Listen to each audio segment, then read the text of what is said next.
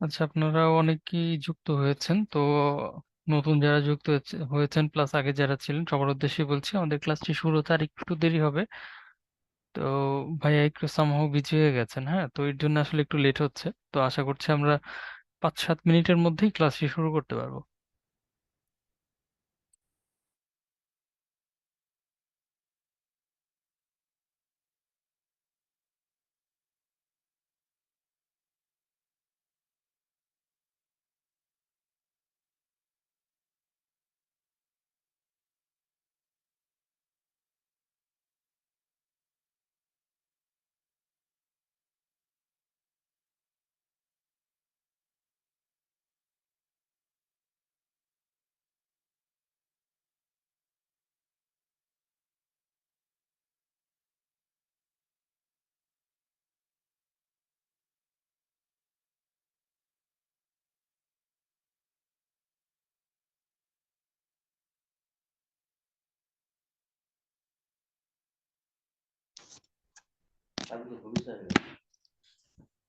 আসসালামু আলাইকুম। জি, ওয়ালাইকুম আসসালাম ভাইয়া, শুনতে পাচ্ছি ভাই। আচ্ছা, ঠিক আছে, তাহলে আমি জয়েন করলাম। আজকে আছে কি কন্টেন্ট, সংবিধানের গুরুত্বপূর্ণ অনুচ্ছেদ সমূহ, তফসিল এবং সংশোধনী সমূহ। জি ভাইয়া। ঠিক আছে, তাহলে ভাই এখানে যারা পার্টিসিপেন্ট আছেন তারা কি সবাই আমার কথা শুনতে পাচ্ছেন? ওয়ালাইকুম সালাম, আমি দেলোয়ার দুলাল, 35তম বিসিএস সাধারণ শিক্ষা ক্যাডার। তাহলে আমরা দেখি আমাদের কন্টেন্ট গুলো কি আছে। সবার আগে আমরা এখানে দেখতে পাচ্ছি বিশেষ করে সংবিধানের গুরুত্বপূর্ণ অনুচ্ছেদ, তফসিল এবং সংশোধনী সমূহ। সবুজ ভাই, পরের স্লাইডে যান। জি ভাইয়া। স্লাইডটা পরের স্লাইডে যান। হুম, সংবিধানের তিনটা বিভাগ দেখা যাচ্ছে: আইন বিভাগ, নির্বাহী বিভাগ এবং বিচার বিভাগ। মোটামুটি সবাই বোধহয় জানেন আমাদের সংবিধানের ইতিহাস, সংবিধানের কারণ টারণ। সংবিধান কি? আসলে সংবিধান হচ্ছে একটা রাষ্ট্রের নিয়ম, ঠিক না? রাষ্ট্র বাছাই করে নিয়েছে এরকম এরকম নিয়মকে মূলত সংবিধান বলা হয়। আমাদের এখানে প্রশ্ন আসে যে সরকারের মোট বিভাগ কয়টা, তাহলে অ্যান্সার হবে মোট বিভাগ হচ্ছে তিনটা: আইন বিভাগ, শাসন বিভাগ এবং বিচার বিভাগ। এর মধ্যে, এই তিনটা বিভাগের মধ্যে একটু আমি আপনাদের কাছে জানতে চাই, সবচেয়ে পাওয়ারফুল বিভাগ কোনটা বলতে পারেন? আইন, শাসন নাকি বিচার বিভাগ? আমি একটু সংক্ষেপে বলে দেই। শাসন বিভাগের যারা প্রধান প্রধান থাকে, শাসন বিভাগের প্রধান হচ্ছে রাষ্ট্রপতি, শাসন বিভাগের দ্বিতীয় প্রধান হচ্ছে প্রধানমন্ত্রী। যত প্রকার মন্ত্রী আছে তারা সবাই শাসন বিভাগ বা নির্বাহী বিভাগের অংশ। সবাই সবাই শাসন বিভাগের সর্বপ্রধান হচ্ছে রাষ্ট্রপতি, তারপর হচ্ছে প্রাইম মিনিস্টার থাকে শাসন বিভাগে। শাসন বিভাগে আবার থাকে হচ্ছে স্টেট মিনিস্টার। স্টেট মিনিস্টার মানে প্রতিমন্ত্রী থাকে, ডেপুটি মিনিস্টার, উপমন্ত্রী। যত প্রকার মন্ত্রী আছে সব শাসন বিভাগে। এরপর হচ্ছে নির্বাহী বিভাগ বা শাসন বিভাগ। আর বিচার বিভাগে তো জানেন, যারা চিফ জাস্টিস একজন, আর বাকি সব জাজেস থাকে হচ্ছে বিচার বিভাগে। আর আইন বিভাগে থাকে হচ্ছে স্পিকার, ডেপুটি স্পিকার। এই দুইটা গুরুত্বপূর্ণ পদ, স্পিকার, ডেপুটি স্পিকার। আরেকজন থাকে আইন বিভাগে, আর যারা থাকে তারা হচ্ছে সব এমপি গণ। এরা হচ্ছে আইন বিভাগে। তাহলে এখন আমি আপনাদের কাছে একটু জানতে চাই, দেখেন, শেখ হাসিনা একদিকে এমপি, কারণ তার নামের পাশে লেখা থাকে মাননীয় প্রধানমন্ত্রী শেখ হাসিনা এমপি।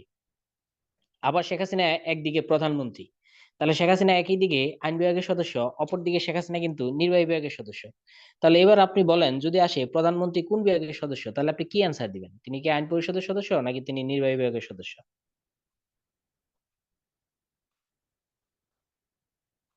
তাহলে অ্যান্সার হবে, দেখি, একজন মাসুম বলেছে আইন, ইকবাল বলেছে নির্বাহী বিভাগ। আসলে বোধ না, অ্যান্সার হবে নির্বাহী বিভাগের সদস্য। হ্যাঁ, কারেক্ট অ্যান্সার। মনে রাখবেন, নির্বাহী বিভাগের সদস্য শেখ হাসিনা, নির্বাহী বিভাগের সদস্য, প্রেসিডেন্ট নির্বাহী বিভাগের সদস্য। এখানে একটা জিনিস আমি দেখি আপনারা জানতে পারেন, কি জানবেন হয়তোবা। বলেন, কোন ব্যক্তি নির্বাচিত আমাদের দেশে? রাষ্ট্রপতি? রাষ্ট্রপতি নির্বাচিত? প্রধানমন্ত্রী নির্বাচিত? নাকি আমাদের দেশে আর হচ্ছে স্পিকার? নিচের কোন ব্যক্তি নির্বাচিত নয়? নির্বাচিত নয় কে বলেন তো? রাষ্ট্রপতি, স্পিকার আর প্রধানমন্ত্রী, এই তিনজনের মধ্যে কে নির্বাচিত নয়? আচ্ছা, ঠিক আছে। তাহলে আমি প্রথমেই যে অ্যান্সারটা দেখতে পাচ্ছি, সেই অ্যান্সার গুলা বেশিরভাগই ভুল। এবার তাহলে আর অ্যান্সার লাগবে না, আমি এবার উত্তর দিচ্ছি। নির্বাচিত নয় হচ্ছে প্রধানমন্ত্রী। একটা কথা মনে রাখতে হবে, নির্বাচিত নয় প্রধানমন্ত্রী। যাকে আমরা নির্বাচিত মনে করি সেই কিন্তু নির্বাচিত নয়। প্রধানমন্ত্রী কিন্তু নির্বাচিত নয়। আচ্ছা, বিষয়টা আমি বলে দিই। প্রধানমন্ত্রী হয় সিলেকশন। সিলেকশন মানে হচ্ছে মনোনয়ন, আর ইলেকশন মানে হচ্ছে নির্বাচন। প্রধানমন্ত্রী হচ্ছে সিলেক্টেড। কিভাবে সিলেক্টেড? এটা রাষ্ট্রপতির ক্ষমতা। রাষ্ট্রপতি আমরা পড়েছি যে দুইটা দুইটা কাজ রাষ্ট্রপতি স্বাধীনভাবে করে। একটা কাজ হচ্ছে তিনি প্রধানমন্ত্রীকে নিয়োগ দেন স্বাধীনভাবে, আর একটা কাজ হচ্ছে তিনি চিফ জাস্টিসকে নিয়োগ দেন স্বাধীনভাবে। প্রাইম মিনিস্টারকে, হ্যাঁ একজন লিখেছে প্রেসিডেন্ট অ্যাপয়েন্ট করে, ঠিক আছে। প্রাইম মিনিস্টারকে কিন্তু ডাইরেক্ট নিয়োগ দেন সিলেকশনের মাধ্যমে, প্রেসিডেন্ট নিয়োগ দেন। চিফ জাস্টিসকেও কিন্তু প্রেসিডেন্ট নিয়োগ দেন। তাহলে প্রাইম মিনিস্টার কিন্তু নির্বাচিত পোস্ট নয়, বরং আমরা যাকে নির্বাচিত মনে করি না, রাষ্ট্রপতি, রাষ্ট্রপতিকে কিন্তু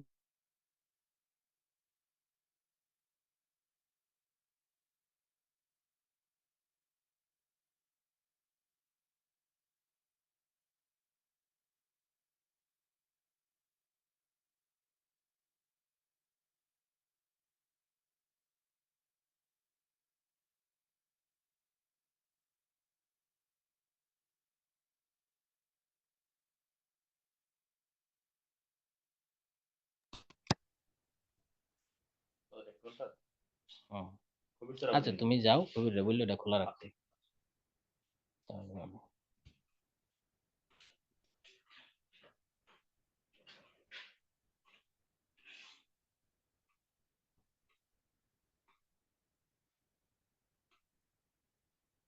হুম। তাহলে মোটামুটি আমরা এটা বুঝতে পারলাম, তাহলে রাষ্ট্রপতিকে কথা শোনা যায় না, এখন আবার শোনা যাবে কথা, এখন আবার শোনা যাবে। তাহলে রাষ্ট্রপতি কিন্তু নির্বাচিত, রাষ্ট্রপতিকে যে আমাদের 350 এমপি থাকে, এই 350 এমপি কিন্তু রাষ্ট্রপতিকে ভোটের মাধ্যমে নির্বাচিত করে। এখন আপনারা অনেকে বলতে পারেন যে ভাইয়া, যে রাষ্ট্রপতি নির্বাচন তো আমরা দেখতে পাই না, কেন দেখতে পান না সেটা একটা কারণ আছে। আমাদের এখন তো আওয়ামী লীগ সংখ্যাগরিষ্ঠ পার্লামেন্ট, এই জন্য যিনি রাষ্ট্রপতি দাঁড়ায়, যেমন ধরেন শাহাবুদ্দিন চুপ্পুকে আওয়ামী লীগ মনোনয়ন দিয়েছে, তিনি রাষ্ট্রপতি পদে দাঁড়িয়েছেন। এখন শাহাবুদ্দিন চুপ্পুর যে অ্যান্টি দাঁড়াবে, বিএনপি থেকে যে একজন দাঁড়াবে, জাতীয় পার্টি থেকে একজন দাঁড়াবে, বিএনপির নাই সংসদ সদস্য কেউ, জাতীয় পার্টির যে কয়েকজন আছে তারাও দাঁড়ায়া ফেল করবে, মানে ভোট পাবে জিরো, বেইজ্জতি হবে। তাহলে শাহাবুদ্দিন চুপ্পুর বিপক্ষে তো কেউ দাঁড়াবে না, তখন তিনি কি হয়ে যাবেন, সরাসরি তিনি নির্বাচিত হয়ে যাবেন। তাহলে মূলত রাষ্ট্রপতি পদের নির্বাচনে এখতিয়ার আছে, নিয়ম আছে। যদি আজকে এমন হইতো যে আওয়ামী লীগের 150 এমপি, বিএনপির 150 এমপি, তাহলে কিন্তু প্রেসিডেন্ট পদে নির্বাচিত হইতো। তাহলে কিন্তু নির্বাচন হইতো, হাড্ডাহাড্ডি লড়াই হইতো, আওয়ামী লীগেরও 150 এমপি থাকলে, বিএনপির 150 এমপি থাকলে হাড্ডাহাড্ডি লড়াই হইতো, তখন কিন্তু প্রেসিডেন্ট নির্বাচন আপনারা টের পাইতেন। কিন্তু এখন আর টের পান না। স্পিকারে কিন্তু সেম, শিরিন শারমিন চৌধুরীকে কিন্তু আওয়ামী লীগ থেকে মনোনয়ন দেওয়া হয়, তারপর সেই স্পিকার পদের জন্য সে নির্বাচনের মনোনয়ন কিনে। আর এগুলা সব আয়োজন করে কিন্তু আমাদের নির্বাচন কমিশন। নির্বাচন কমিশন রাষ্ট্রপতির ভোটের আয়োজন করে, নির্বাচন কমিশনেই কিন্তু আবার স্পিকার ভোটের আয়োজন করে, সব আয়োজন করে। কিন্তু দেখা গেছে শিরিন শারমিন চৌধুরী একাই মনোনয়ন কিনছে, আর বাকি কেউ দাঁড়ায় নাই। তখন শিরিন শারমিন চৌধুরী বিনা ভোটে নির্বাচিত হয়ে যায়। আমাদের স্পিকার শাহাবুদ্দিন চুপ্পুও কিন্তু বিনা ভোটে নির্বাচিত, আমাদের প্রেসিডেন্ট। কিন্তু পিএম পোস্টটা কিন্তু ভাইয়া নির্বাচন হয় না। পিএম পোস্টে বলা আছে, স্পষ্ট বলা আছে, রাষ্ট্রপতি যাকে সর্বোচ্চ, পিএম পোস্ট সম্পর্কে বলা আছে, রাষ্ট্রপতি যাকে সর্বোচ্চ গ্রহণযোগ্য মনে করবেন, নির্বাচিত দলের মধ্যে যে সমস্ত দল অংশগ্রহণ করবে তাদের মধ্যে রাষ্ট্রপতি যাকে সর্বোচ্চ গ্রহণযোগ্য মনে করবেন তাকেই পিএম নিয়োগ দিবেন। এখন দেখেন, যখন আওয়ামী লীগ সর্বোচ্চ ভোট পায়, আওয়ামী লীগ সরকারি দল হয়, তখন আওয়ামী লীগের সর্বোচ্চ গ্রহণযোগ্য কে, শেখ হাসিনা, তখন রাষ্ট্রপতি শেখ হাসিনাকে নিয়োগ দেয়। আবার বিএনপির আমলে দেখা যায় বিএনপির সর্বোচ্চ গ্রহণযোগ্য কে, সেটা হচ্ছে আপনার থাকে বেগম জিয়া, তখন রাষ্ট্রপতি আবার বেগম জিয়াকে নিয়োগ দেয়, ঘটনা এরকম। এবার অনেকে বলতে পারেন যে ভাইয়া, যে রাষ্ট্রপতি যদি চায়, যে রাষ্ট্রপতি মনে করলো শেখ হাসিনা নয়, সর্বোচ্চ গ্রহণযোগ্য ব্যক্তি ওবায়দুল কাদের, সেক্ষেত্রে রাষ্ট্রপতি কি তাকে পিএম নিয়োগ দিতে পারবেন? হ্যাঁ, তাকে পারবেন, কিন্তু ওবায়দুল কাদেরের বিরুদ্ধে আবার যারা 350 এমপি আছে তারা আবার অনাস্থা ভোট দিবে, অনাস্থা ভোট দিলে আবার পিএম পড়ে যাবে, এই হচ্ছে ঘটনা। তাহলে এবার বলেন দেখি কোন পদের নির্বাচন হয় না? রাষ্ট্রপতি, স্পিকার, পিএম। গুড, পিএম পদের কোনো নির্বাচন হয় না, বাকি পদের কিন্তু নির্বাচন হয়। ঠিক আছে, তাহলে আমাদের রাষ্ট্রপতি নির্বাচিত হয়, আমাদের স্পিকার তিনিও কিন্তু নির্বাচিত, কিন্তু আমাদের পিএম তিনি নির্বাচিত নন, তাকে রাষ্ট্রপতি সরাসরি নিয়োগ দেন। এবার বলেন, এই যে আমাদের শাহাবুদ্দিন চুপ্পু সাহেব, তিনি আগামী 5 বছরে যদি 100 কাজ করেন, কয়টা কাজ তিনি স্বাধীনভাবে করবেন বলেন তো? আমরা যে ভোট দিই ওটা এমপি ইলেকশন করি ভাই, ওটা পিএম ইলেকশন না। হ্যাঁ, দুইটা কাজ তিনি স্বাধীনভাবে করবেন, দুইটা কাজ, শুধুমাত্র দুইটা কাজ তিনি স্বাধীনভাবে করবেন। একটা কাজ হচ্ছে তিনি পিএম কে নিয়োগ দিবেন, এটা স্বাধীনভাবে নিয়োগ দিবেন, আর একটা হচ্ছে চিফ জাস্টিস কে নিয়োগ দিবেন, স্বাধীনভাবে নিয়োগ দিবেন, ঠিক আছে। আর যত কাজ আছে সমস্ত কাজ কিন্তু রাষ্ট্রপতি পিএম এর পরামর্শ ক্রমে করবেন, ঠিক আছে। সকল কাজ পিএম এর পরামর্শ নিয়ে করবেন। তাই আমরা একটা কথা বলতাম, আকাম করে, আকাম করে, আকাম করে সব পিএম, কিন্তু কার নামে? রাষ্ট্রপতির নামে। অনেকটা মনে করেন আপনি খারাপ কাজে গেলেন, বিসমিল্লাহ বলে, এরকম আর কি। চিফ জাস্টিস কে না, চিফ জাস্টিস সিলেক্টেড, হ্যাঁ চিফ জাস্টিস কে ইয়ে মনোনয়ন দেন, রাষ্ট্রপতি মনোনয়ন দেন। চিফ জাস্টিস কে রাষ্ট্রপতি মনোনয়ন দেন, রাষ্ট্রপতি যাকে ইচ্ছা, মানে কিছু বিধিবিধান তো আছে, নিয়ম অনুযায়ী রাষ্ট্রপতি চিফ জাস্টিস কে নিয়োগ দিবেন, রাষ্ট্রপতি পিএম কে নিয়োগ দিবেন। ভাই, ফাঁসির আসামিদের সাধারণ ক্ষমা ঘোষণা কি নিজের ইচ্ছায় করে? না না, এখানে হচ্ছে ইয়ার সুপারিশ থাকে ভাই, পিএম এর সুপারিশ থাকে। ওই যে বললাম না, দুইটা কাজ ছাড়া, চিফ জাস্টিস কে নিয়োগ আর পিএম কে নিয়োগ, এই দুইটা কাজ ছাড়া সকল কাজে তিনি পিএম এর সুপারিশ করবেন। সকল কাজে পিএম এর সুপারিশ, ঠিক আছে। রাষ্ট্রপতির অনেক ক্ষমতা, ঠিক না? রাষ্ট্রপতি যাকে তাকে ক্ষমা করে দিতে পারেন, কিন্তু সেক্ষেত্রে পিএম এর দপ্তর থেকে তার কাছে সুপারিশ আসে, সুপারিশ ছাড়া আবার তিনি ক্ষমা করেন না। বাকি সকল কাজে সুপারিশ। এমনকি আমাদের যে পার্লামেন্ট, পার্লামেন্ট কিন্তু রাষ্ট্রপতি আহ্বান করেন, খেয়াল করে দেখেন। আজকে পার্লামেন্ট বসবে কি বসবে না, এটা রাষ্ট্রপতি আহ্বান করবেন। আবার আজকে পার্লামেন্ট যদি ভেঙে দিতে চান, রাষ্ট্রপতি চাইলে কিন্তু সরকার ভেঙে দিতে পারে, ঠিক আছে। তিনি সরকারও ভেঙে দিতে পারেন, কিন্তু সরকার ভেঙে দিলেও সেক্ষেত্রে এই সংসদ আহ্বান করার ক্ষেত্রে আর ভেঙে দেওয়ার ক্ষেত্রে প্রাইম মিনিস্টারের লিখিত পরামর্শ লাগে, মৌখিক হলেও চলবে না। এবার আমার পার্লামেন্ট ভেঙে দেন, তখনই রাষ্ট্রপতি পার্লামেন্ট ভেঙে দিবেন। তাহলে অ্যাকচুয়ালি ক্ষমতা খুব একটা বেশি নাই। এখানে দুইটা প্রশ্ন আসে, আমি আপনাদের বলে দিই। যদি বলা হয় নির্বাহী বিভাগের প্রধান কে, তাহলে কিন্তু আপনাকে অ্যান্সার দিতে হবে নির্বাহী বিভাগের প্রধান কিন্তু রাষ্ট্রপতি। আবার যদি আসে নির্বাহী বিভাগের প্রকৃত প্রধান কে, তখন কিন্তু আবার অ্যান্সার দিতে হবে পিএম। যখন প্রকৃত অ্যাকচুয়াল কথাটা বলে দিবে, তখন আপনি অ্যান্সার দিবেন হচ্ছে পিএম। কিন্তু যদি জেনারেলি বলা হয় সংবিধানের ভাষায় নির্বাহী বিভাগের প্রধান কে, তাহলে অ্যান্সার হবে কিন্তু রাষ্ট্রপতি, ঠিক আছে। তাহলে আমি দেখি আপনারা দুইটা প্রশ্ন বুঝছেন কিনা, বলেন তো নির্বাহী বিভাগের প্রকৃত প্রধান কে? প্রকৃত প্রধান কে বলেন তো? হ্যাঁ, নির্বাহী বিভাগের প্রকৃত প্রধান হচ্ছে পিএম। এবার বলেন তো নির্বাহী বিভাগের প্রধান কি? আমি প্রকৃত কথাটা লাগলাম না, কিছু লাগলাম না, নির্বাহী বিভাগের প্রধান কি? তখন কিন্তু অ্যান্সার হবে প্রেসিডেন্ট বা রাষ্ট্রপতি, ঠিক আছে। এখন নির্বাহী বিভাগের সাথে আইন বিভাগের সাথে আরেকটু জটিলতা আছে, সেটা একটু আমি আপনাদের বলে দিচ্ছি। তাহলে বলেন তো রাষ্ট্রপতি কোন বিভাগের, নির্বাহী বিভাগের না আইন বিভাগের? আচ্ছা, রাষ্ট্রপতি নির্বাহী বিভাগের, অ্যান্সার কারেক্ট, ঠিক আছে। তাহলে প্রাইম মিনিস্টার কিন্তু আইন বিভাগের নন, উনি কিন্তু নির্বাহী বিভাগের অংশ। এবার বলেন তো যে কোনো মিনিস্টার, হইতে পারে একজন ফুল মিনিস্টার হইতে পারে, মিনিস্টারের মধ্যে আবার একজন তিনি স্টেট মিনিস্টার হইতে পারে। স্টেট মিনিস্টার মানে হচ্ছে আপনারা জানেন প্রতিমন্ত্রী। ডেপুটি মিনিস্টার হইতে পারে, উপমন্ত্রী। তাহলে আপনাদের বলতে হবে এই যে সকল প্রকার মিনিস্টার গুলা, এরা কি আইন পরিষদের, এরা কি আইন বিভাগের নাকি নির্বাহী বিভাগের? সকল প্রকার মিনিস্টার, সেটা প্রাইম মিনিস্টার হইতে পারে, মিনিস্টার হইতে পারে, স্টেট মিনিস্টার হইতে পারে, ডেপুটি মিনিস্টার হইতে পারে, সকল প্রকার মিনিস্টার গুলো নির্বাহী বিভাগের অংশ। থ্যাংক ইউ, থ্যাংক ইউ হয়ে গেছে। এবার এখান থেকে আমরা যে নির্বাহী বিভাগের অংশগুলো পাবো, এখান থেকে আমাদের আর কিছু প্রশ্ন আসবে, সেটা হচ্ছে যে স্পিকার, কোন পরিষদের অংশ বলেন তো? স্পিকার আইন বিভাগ, নির্বাহী বিভাগ না বিচার বিভাগ? হ্যাঁ, স্পিকার হচ্ছে আইন বিভাগের অংশ, থ্যাংক ইউ হয়ে গেছে। স্পিকার আইন বিভাগের অংশ, ডেপুটি স্পিকার আইন বিভাগের অংশ, পার্লামেন্টের যারা মেম্বার আছেন তারা সবাই আছে আইন বিভাগের অংশ।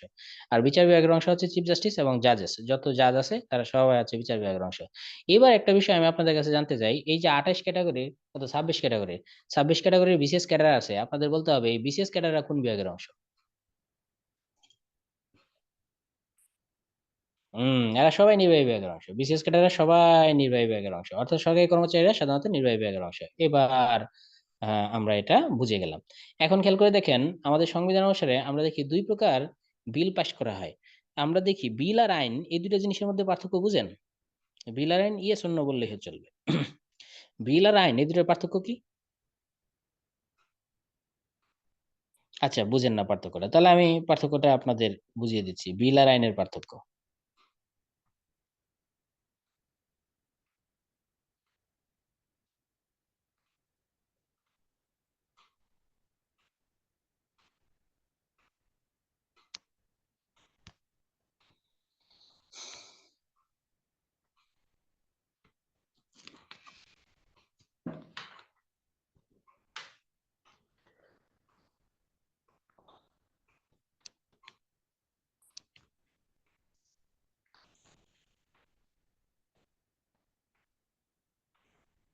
বিল আর আইনের পার্থক্য, ঠিক আছে।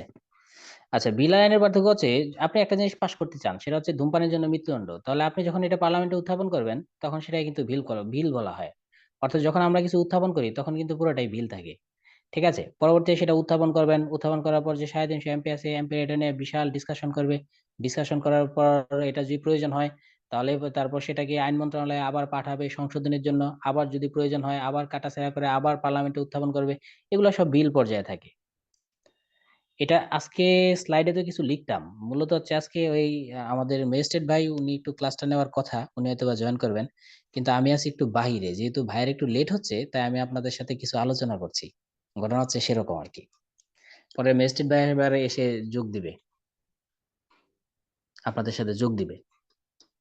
তাহলে এখন আমরা দেখতে পারলাম যখন আমরা সংসদে কিছু উত্থাপন করি তখন সেটা কিন্তু বিল থাকে, কিন্তু তখন থাকে হচ্ছে বিল। কিন্তু বিলটা প্রচুর আলোচনা হয়, সংসদে আলোচনা হয়, 350 এমপি আলোচনা করে, এরপর সংশোধন দরকার হলে সংশোধন করে, সংশোধন করার পর আবার আলোচনা দরকার হলে আবার আলোচনা হয়, আবার সংশোধন হয়, এরপর সেটা কণ্ঠ ভোটে হ্যাঁ সুস্থ হয়েছেন ভাই, সুস্থ হয়েছেন, কণ্ঠ ভোটে সেটা পাশ হয়। কণ্ঠ ভোটে সেটা পাশ হওয়ার পর কণ্ঠ ভোটে যখন এটা পার্লামেন্টে পাশ হয়, পাশ হওয়ার পরও কিন্তু সেটা আইন বলা যায় না। পাশ হওয়ার পর সেটা যাবে রাষ্ট্রপতির কাছে, পাশ হওয়ার পর সেটা যাবে রাষ্ট্রপতির কাছে, এখনো সেটা কিন্তু বিল। এখনো সেটা বিল রাষ্ট্রপতির কাছে যখন যাবে তখন রাষ্ট্রপতি সেটাকে 15 দিনের মধ্যে সেটাতে কি করবেন, 15 দিনের মধ্যে সেটাকে তিনি সম্মতি দিবেন। তাহলে এখানে একটা প্রশ্ন আসে, রাষ্ট্রপতির কাছে কাগজটা যেদিন যাবে এর কয়দিনের মধ্যে তিনি সম্মতি দিবেন বলেন তো? কয়দিনের মধ্যে তিনি সম্মতি দিবেন? গুড, 15 দিনের মধ্যে সম্মতি। এবার যদি বলেন যে ভাইয়া যে রাষ্ট্রপতির কোনো একটা আইটেম পছন্দ হইলো না, তখন রাষ্ট্রপতি কি করবেন?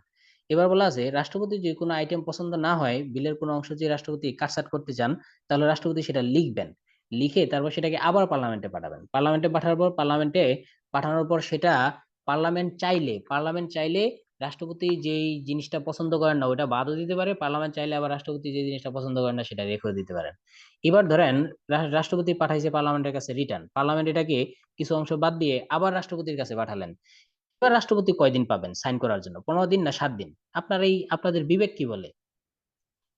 হ্যাঁ, দ্বিতীয় দফায় তিনি পাবেন 7 দিন। ঠিক আছে, এবার ঠিক আছে।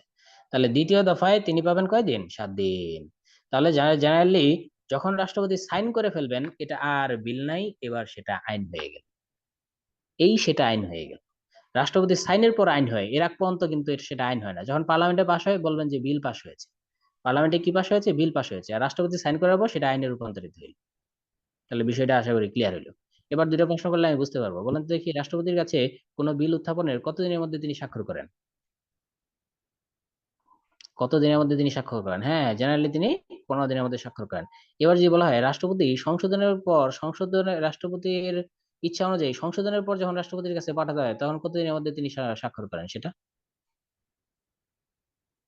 হ্যাঁ, এবার সেটা 7 দিন হইলো, হ্যাঁ ঠিক আছে। এবার মনে করেন যে আমি সংশোধন ছাড়াই রাষ্ট্রপতির কাছে আবার পার্লামেন্ট পাঠাইলো, এরপর রাষ্ট্রপতি সেখানে সাইনটা কি করবেন? সেটা রাষ্ট্রপতি পছন্দ যদি না হয়, পছন্দ না হইলেও রাষ্ট্রপতি সাইন করতে বাধ্য থাকিবেন। আর যদি সাইন নাও করেন তবু ধরে নিতে হবে রাষ্ট্রপতি সাইন করেছেন, এটা ধরে নেওয়া হবে। এবার রাষ্ট্রপতির কত ক্ষমতা চিন্তা করেন।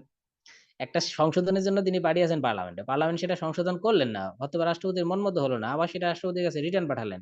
রিটার্ন পাঠাইবার পর রাষ্ট্রপতি যদি 7 দিনের মধ্যে সাইন নাও করেন তবু সাইন করেছেন এই মর্মে ধরে নেওয়া হবে। তাহলে এবার চিন্তা করেন রাষ্ট্রপতি সাইনের কত গুরুত্ব। ঠিক আছে, আচ্ছা। তাহলে আমরা এই বিষয়টা আমরা আগে পড়েছিলাম, এখন আরেকটু জানতে চাই, নির্বাহী বিভাগের প্রধান কে, প্রকৃত প্রধান কে? বলেন তো নির্বাহী বিভাগের প্রধান কে? প্রধান হচ্ছে রাষ্ট্রপতি, গুড। আর নির্বাহী বিভাগের প্রকৃত প্রধান কে বলেন তো? প্রকৃত প্রধান কে? হুম, প্রকৃত প্রধান হচ্ছে প্রাইম মিনিস্টার, পিএম। এটা আপনারা তো সবই জানেন। থ্যাংক ইউ, থ্যাংক ইউ, এই তো হয়ে গেছে। এবার আমরা দুইটা ঘটনা আসি। আমরা এতক্ষণ বললাম, আমরা বলেন তো কখন আমরা একটা জিনিসকে আইন বলতে পারবো? কোন জিনিসটা হইলে আমরা সেটাকে আইন বলতে পারবো? হ্যাঁ, প্রেসিডেন্ট সাইন করার পর সেটাকে আইন বলতে হবে, এর আগে আইন বলা যাবে না, এর আগে সেটা বিল। তাহলে আমি এখন দেখেন বিল কিন্তু দুজনে উত্থাপন করতে পারে। ধরেন একজন এমপি, আপনি একজন এমপি, আপনি চাইলেন যে, হ্যাঁ ঠিক আছে থ্যাংক ইউ, আপনি একজন এমপি, আপনি চাইলেন যে, কি চাইলেন?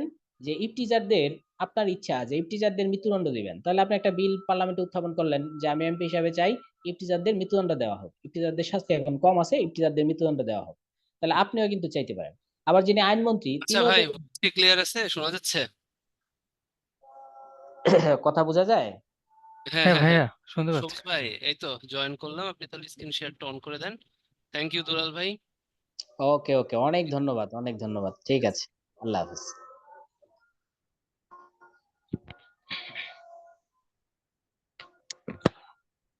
ওকে, তো যেটা আজকে হচ্ছে আমরা, এই তো ভাই অনেক কিছু বলে ফেলছে আলটিমেটলি, হ্যাঁ। যে আজকে আসলে আমরা বিডি অ্যাফেয়ার্স এর, তাই না, কনস্টিটিউশনের যে ইম্পর্টেন্ট যে আর্টিকেলস গুলো আছে ওগুলো নিয়ে হচ্ছে আলোচনা করব। তো বলে ফেলছে, তো ওগুলো নিয়ে আমরা একটু কথা বলি আস্তে আস্তে, হ্যাঁ। তারপরে হচ্ছে পুরোটা আমরা দেখবো কেমন।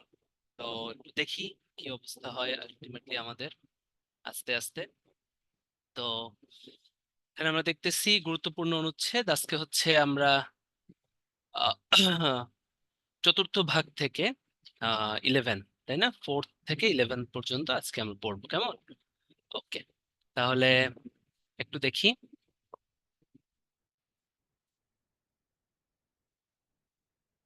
একটু দেখি তাহলে এভরিথিং। তো প্রথমে আমরা যদি দেখি যে আসলে what do you mean by আইন বিভাগ। হ্যাঁ, আইন বিভাগ হচ্ছে চতুর্থ ভাগ হচ্ছে নির্বাহী বিভাগ নিয়ে আলোচনা করে। ঠিক আছে, what do you mean by নির্বাহী বিভাগ। নির্বাহী বিভাগ হচ্ছে এমন একটা বিভাগ, এই যে আপনারা বিসিএস হওয়ার পর যে বিভাগে যোগদান করবেন সেটাই নির্বাহী বিভাগ। তার মানে সরকার, হ্যাঁ, যার মাধ্যমে আইন বাস্তবায়িত হয়, কোন ধরনের আইন বাস্তবায়িত হয়। যেমন পদ্মা সেতু তৈরি একটা আইন আছে বা একটা বিধিমালা আছে, ওটা একটা আইন বা বিধি। ওটা পাশ হয় সংসদে যে পদ্মা সেতু তৈরি হতে হবে। ওটা পাশ হয় হচ্ছে নির্বাচিত জনপ্রতিনিধিদের দ্বারা আইন প্রণয়ন করে যে পদ্মা সেতু তৈরি হবে। একটা বিধির মাধ্যমে পদ্মা সেতু তৈরি হবে, একটা রুলস বা রেগুলেশনের মাধ্যমে পদ্মা সেতু তৈরি হবে, সেটা হচ্ছে আইন বিভাগ তৈরি করে। এবং সেটা বাস্তবায়ন করা হচ্ছে শাসন বিভাগ বা নির্বাহী বিভাগের কাজ। তাহলে বিভিন্ন নীতি প্রণয়ন বাস্তবায়ন করা এটা হচ্ছে শাসন বিভাগের কাজ কেমন। আর বিচার বিভাগ হচ্ছে যদি কিনা এই আইন বাস্তবায়ন করতে যে কেউ কোনো অপরাধ করে বা যে কোনো ধরনের আইন প্রণীত হলো ওটা অমান্য করে, ওটা হচ্ছে বিচার বিভাগ করা। যেমন আমরা জানি যে পদ্মা সেতুর নাট বল্টু খুইলা ফেলছিল, হ্যাঁ, তখন কিন্তু আলটিমেটলি তাদের শাস্তি প্রদান করা হয়েছিল। তাহলে এদের কাজ হচ্ছে শাস্তি প্রদান করা। এটা খুব ইম্পর্টেন্ট জিনিস পরীক্ষায় আসে, সেটা হচ্ছে ব্যাখ্যা। ঠিক আছে, সংবিধানের সকল প্রকার ব্যাখ্যা কিন্তু বিচার বিভাগ করে, মানে বিচারও দেয়, বিচারও করে, ব্যাখ্যাও করে। তাহলে এটা যদি আসে যে ব্যাখ্যা, হ্যাঁ, ব দিয়ে বিচার, ব দিয়ে ব্যাখ্যা, এটা করে হচ্ছে বিচার বিভাগ। ঠিক আছে, সরকারের দুইটা অংশ আছে, একটা রাজনৈতিক অংশ, একটা অরাজনৈতিক অংশ। রাজনৈতিক অংশ হচ্ছে যেখানে হচ্ছে নির্বাহী বিভাগে, যেমন আমরা কিন্তু প্রধানমন্ত্রী ছাড়া কোনো কাজ করি না, রাষ্ট্রপ্রধান, সরকার প্রধান, প্রেসিডেন্ট ছাড়া কোনো কাজ করি না। ঠিক আছে, মন্ত্রী, যে কোনো কাজ বাস্তবায়ন করতে কিন্তু মন্ত্রীর লাগে, পরামর্শ লাগে। তাহলে রাজনৈতিক অংশ হচ্ছে রাষ্ট্রপ্রধান, সরকার প্রধান, অ্যাটর্নি জেনারেল, মন্ত্রী, রাষ্ট্রপতি আর প্রধানমন্ত্রীর যত উপদেষ্টা আছে তারা। আর অরাজনৈতিক অংশ হচ্ছে আপনারা, সকল সরকারি কর্মকর্তা কর্মচারীগণ। এখন আসেন আমলা কারা। হ্যাঁ, সকল কর্ম, রাষ্ট্রপ্রধান দুইটা আছে, হ্যাঁ, সরকার প্রধান হচ্ছে পিএম, হুম, আর আনুষ্ঠানিক যে প্রধান সেটা হচ্ছে কে, আনুষ্ঠানিক প্রধান যিনি আছেন তিনি হচ্ছেন কে, সে হচ্ছে আমাদের যে প্রেসিডেন্ট আছে তিনি। এখন আমলা কারা, শুধুমাত্র অ্যাডমিন ক্যাডাররা আমলা না, সবাই কিন্তু আমলা। সকল ধরনের সরকারি কর্মকর্তা কর্মচারী যারা বাস্তবায়ন করে, একজন ডাক্তার, হ্যাঁ, সেও আমলা, একজন শিক্ষা ক্যাডার সেও আমলা। আমরা অনেকেই ভুল করি যে আমলা মানে শুধু অ্যাডমিন ক্যাডার, না। ঠিক আছে, এরা হচ্ছে এই অংশ। এখন এখান থেকে আপনাদের আসে হচ্ছে আইন বিভাগের কাজ। আইন বিভাগ শুধুমাত্র আইন তৈরি করে, হ্যাঁ, আইন বিভাগ হচ্ছে কাজ আইন তৈরি করা। এখন আইন বিভাগ কি আছে বাংলাদেশে, আইন বিভাগ হচ্ছে আইন তৈরি করে বা আইন প্রণয়ন করে আমরা বলতে পারি। ঠিক আছে, তৈরি করে বললে সুবিধা পাবেন। আইন বিভাগ হচ্ছে জাতীয় সংসদ, জাতীয় সংসদ হচ্ছে আইন বিভাগের উদাহরণ। আর শাসন বিভাগ কি, এই যে সব থেকে উদাহরণ হচ্ছে সরকারি কর্মকর্তা কর্মচারী, শাসন বিভাগ, এবং কাদের নেতৃত্বে কাজ করে, প্রধানমন্ত্রী, মন্ত্রী, তাই না, রাষ্ট্রপ্রধান, সরকার প্রধানের উপদেশ মতো বা আদেশ মতো কাজ করে। ঠিক আছে, পার্লামেন্ট আর কি। ওকে, আর বিচার বিভাগ হচ্ছে শাস্তি প্রদান করা, এবং ব দিয়ে মনে রাখা বিচার করা, আর হচ্ছে যে কোনো সংবিধানের ব্যাখ্যা প্রদান করে হচ্ছে বিচার বিভাগ। তাহলে বিচার বিভাগ কি করে, বিচার বিভাগ হচ্ছে ব্যাখ্যা প্রদান করবে, এটা যেন মনে থাকে। এখন এই যে নির্বাহী বিভাগ, এটা আমরা একটু দেখি। হ্যাঁ, একটু দেখি যেখানে আলটিমেটলি অনুচ্ছেদ কত থেকে কততে কি বলছে, খুবই ইম্পর্টেন্ট। অনুচ্ছেদ 48 হচ্ছে রাষ্ট্রপতি সম্পর্কে বলা হয়েছে। ওকে, অনুচ্ছেদ 48 হচ্ছে রাষ্ট্রপতি সম্পর্কে বলা হয়েছে। এখানে বলা হয়েছে যে প্রধানমন্ত্রী নিয়োগের ক্ষেত্রে এবং প্রধান বিচারপতি নিয়োগের ক্ষেত্র ব্যতীত আর যত কাজ আছে, ঠিক আছে, সেগুলো পালনকালে প্রধানমন্ত্রীর পরামর্শ গ্রহণ করবেন। এটা কিন্তু পরীক্ষার জন্য খুব ইম্পর্টেন্ট। যে রাষ্ট্রপতি সম্পর্কে বলা হয়েছে অনুচ্ছেদ 48-এ। এখন রাষ্ট্রপতি কি? রাষ্ট্রপতি হচ্ছে আমাদের আনুষ্ঠানিক প্রধান। এখন সেখানে কি বলা হয়েছে? সেখানে বলা হয়েছে যে প্রত্যেকটা আনুষ্ঠানিক প্রধান ঠিক আছে, কিন্তু তিনি প্রধানমন্ত্রীর পরামর্শ কিন্তু গ্রহণ করবেন। প্রত্যেকটা জায়গায় কিন্তু এইচপিএম বা অনারেবল প্রাইম মিনিস্টারের পরামর্শ গ্রহণ করতে হবে যে কোনো কাজে। সে রাষ্ট্রপ্রধান ঠিক আছে, বাট সরকার প্রধান যেহেতু হচ্ছে গিয়ে আমাদের প্রধানমন্ত্রী, আমাদের প্রধানমন্ত্রীকে বলা হয় হচ্ছে এক্সিকিউটিভ হেড বা নির্বাহী প্রধান। হ্যাঁ, প্রধানমন্ত্রী হচ্ছে নির্বাহী প্রধান বা সরকার প্রধান। হ্যাঁ, এটা আর একটা নাম হচ্ছে এক্সিকিউটিভ হেড। ওকে, ঠিক আছে। আর আনুষ্ঠানিক প্রধানকে, আনুষ্ঠানিক প্রধান হচ্ছে রাষ্ট্রপতি। কিন্তু রাষ্ট্রপতি আনুষ্ঠানিক প্রধান বা ওয়ারেন্ট অফ প্রেসিডেন্স অনুসারে সব থেকে উপরে থাকলেও যে কোনো কাজের দায়িত্বে তিনি প্রধানমন্ত্রীর পরামর্শ অনুযায়ী কাজ করবে, এটা কিন্তু বলা হয়েছে। ঠিক আছে, তাহলে একটু দেখি। কিন্তু দুইটা ক্ষেত্রে তিনি প্রধানমন্ত্রীর পরামর্শ নিবেন না। একটা হচ্ছে প্রধানমন্ত্রীর নিয়োগ, এখন প্রধানমন্ত্রীকে নিয়োগ করতে কি প্রধানমন্ত্রীর পরামর্শ নিবেন না। আর একটা হচ্ছে সংবিধান অনুযায়ী প্রধান বিচারপতি নিয়োগের ক্ষেত্র ব্যতীত সকল ক্ষেত্রে প্রধানমন্ত্রীর পরামর্শ নিতে হবে লিখিত। ওকে, মনে থাকে যেন। তাহলে অনুচ্ছেদ 48-এ এটা বলা হয়েছে, খুব ইম্পর্টেন্ট। রাষ্ট্রপতি চাইলেই যে কোনো আসামিকে বা যে কোনো দণ্ডিত অপরাধী ব্যক্তিকে ক্ষমা প্রদান করতে পারেন। এটা হচ্ছে 49-এ আছে, পরীক্ষায় খুব আসে। ঠিক আছে, এই দুটো খুবই ইম্পর্টেন্ট, রাষ্ট্রপতির ক্ষমা এবং 49। রাষ্ট্রপতি কিছু কিছু ক্ষেত্রে রাষ্ট্রপতির দায় মুক্তি আছে, মানে ওই সমস্ত জায়গায় রাষ্ট্রপতি দায়ী নয়। রাষ্ট্রপতির দায় মুক্তি বলা আছে অনুচ্ছেদ 51-তে। এখন রাষ্ট্রপতি যদি কোনো মানে হচ্ছে যে কাজ করে তাতে যদি পার্লামেন্ট সংক্ষুব্ধ হয় বা হচ্ছে জনতা সংক্ষুব্ধ হয় বা সরকার সংক্ষুব্ধ হয়, সেক্ষেত্রে কিন্তু রাষ্ট্রপতির অভিশংসনের আছে। তো আমাদের প্রিলির জন্য শুধুমাত্র এই চারটা বেশি আসে। হ্যাঁ, যে রাষ্ট্রপতি কত নাম্বারে, অনুচ্ছেদ 48, ক্ষমা প্রদর্শনের অধিকার আছে হচ্ছে 49-এ, দায় মুক্তি আছে 51-তে, আর রাষ্ট্রপতির অভিশংসন আছে 52। কিন্তু খুবই খুবই খুবই খুবই খুবই ইম্পর্টেন্ট। ওকে, তাহলে রাষ্ট্রপতি গেল। এবারে যেটা ইম্পর্টেন্ট সেটা হচ্ছে মন্ত্রিসভা। মন্ত্রিসভা গঠনের কথা বলা হচ্ছে। আমাদের কি রাষ্ট্রপতি গেল, এরপরে আসবে কি প্রধানমন্ত্রী, তাই না? তো প্রধানমন্ত্রী কি একটা অভিশংসন মানে হচ্ছে পদত্যাগ। ঠিক আছে, রাষ্ট্রপতিকে পদত্যাগ করতে বাধ্য করা, এটাই হচ্ছে অভিশংসন। শিমুল, বুঝতে পারছেন? তাহলে রাষ্ট্রপতি আমরা পড়লাম। হ্যাঁ, যেখানে হচ্ছে বললাম রাষ্ট্রপতির যে একটা দায়িত্ব, ক্ষমা প্রদর্শনের অধিকার, তার দায় মুক্তি, যে কিছু কিছু ক্ষেত্রে সে বিভিন্ন ব্যাপার থেকে তার দায় নাই। ঠিক আছে, যেমন এই যে কাউকে ক্ষমা প্রদর্শন করা বা কারো শাস্তির মেয়াদ বাড়ানো, হ্যাঁ, কমানো।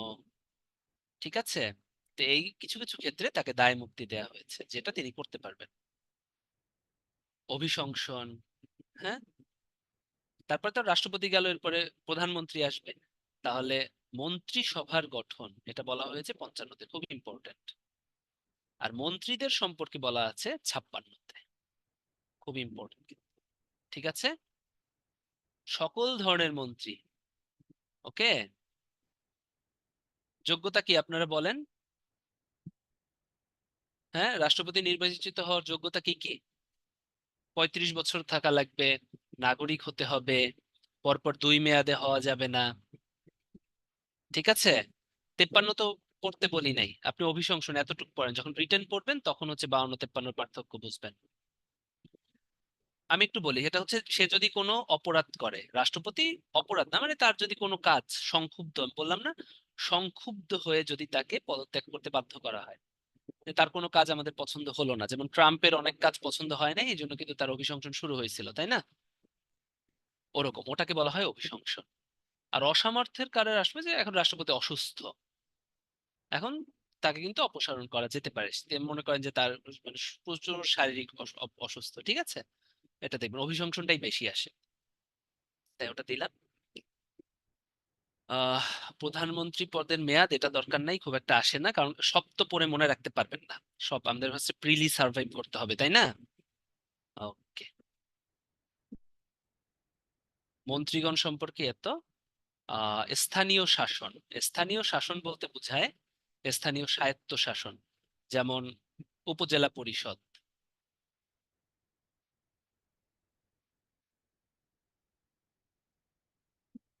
ইউনিয়ন পরিষদ,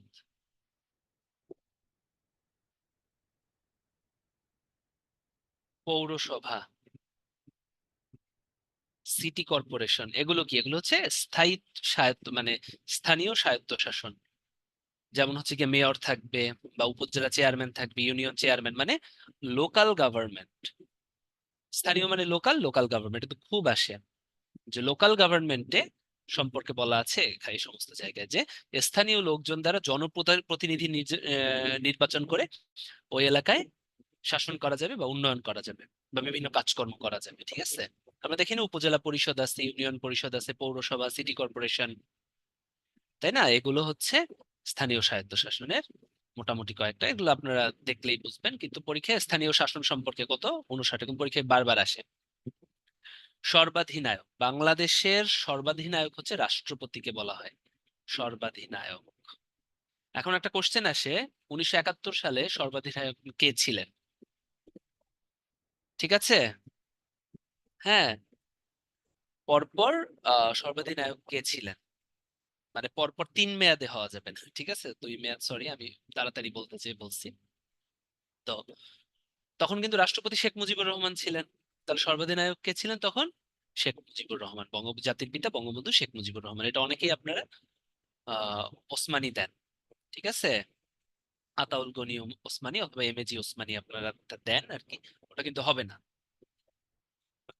ঠিক আছে, এটা কিন্তু এটা যেন মনে থাকে। এতটুক। যুদ্ধ বাদলে মানে যুদ্ধ ঘোষণা করতে, দেখেন, সংসদের দরকার হয়। যুদ্ধ ঘোষণার কথা 63-তে বলা আছে। অ্যাটর্নি জেনারেলের কথা বলা আছে 64-তে। খুব ইম্পর্টেন্ট, ভেরি ভেরি ইম্পর্টেন্ট। ওকে, একজন মনে থাকে। অ্যাটর্নি জেনারেল কি না? অ্যাটর্নি জেনারেল হচ্ছে রাষ্ট্রপক্ষের উকিল, সরকার পক্ষের একজন উকিল থাকে বিভিন্ন বড় বড় সরকারি কাজে।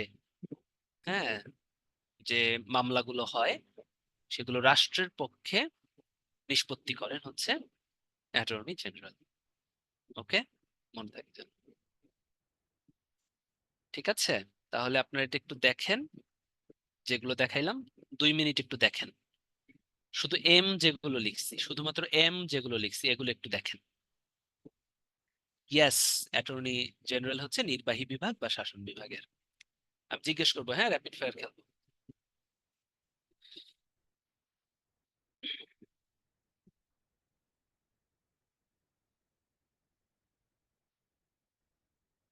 এটা 2 মিনিট, পরেরটা 2 মিনিট।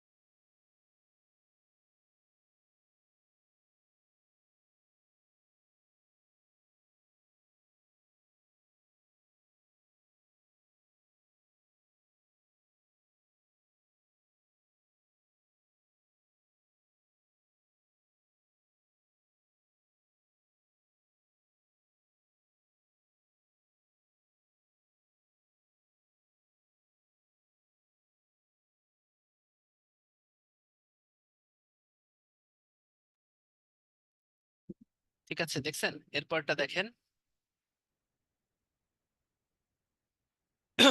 দেখেন, 2 মিনিট দেখেন, আমি জিজ্ঞেস করবো, যে কটা বলবো কটাই আসবে। হ্যাঁ, আমি একজন আমলা।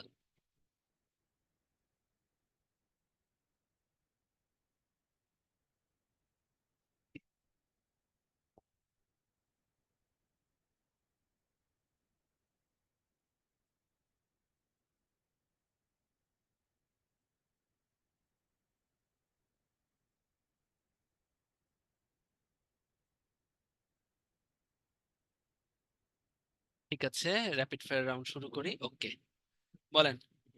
আহ স্থানীয় স্বায়ত্তশাসন বা লোকাল গভর্নমেন্ট সম্পর্কে কোন অনুচ্ছেদে বলা আছে? 48, 56, 59, 63।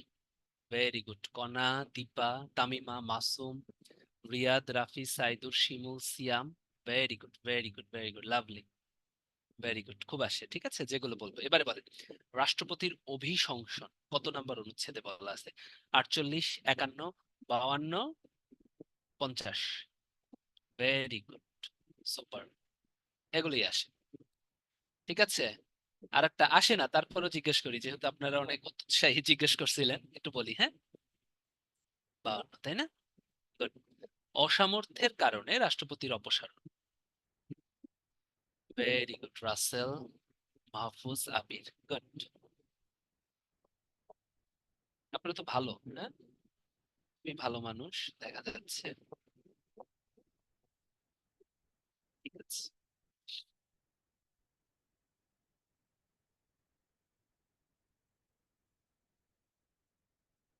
দেখি কি অবস্থা। পোল নেওয়া যায় নাকি এখন?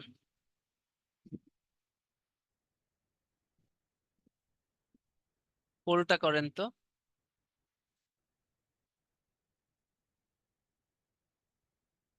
পোল দিছি, হ্যাঁ, পোলটা পোলটা পোলটা লঞ্চ করছি, এটা একটু আনসার করেন।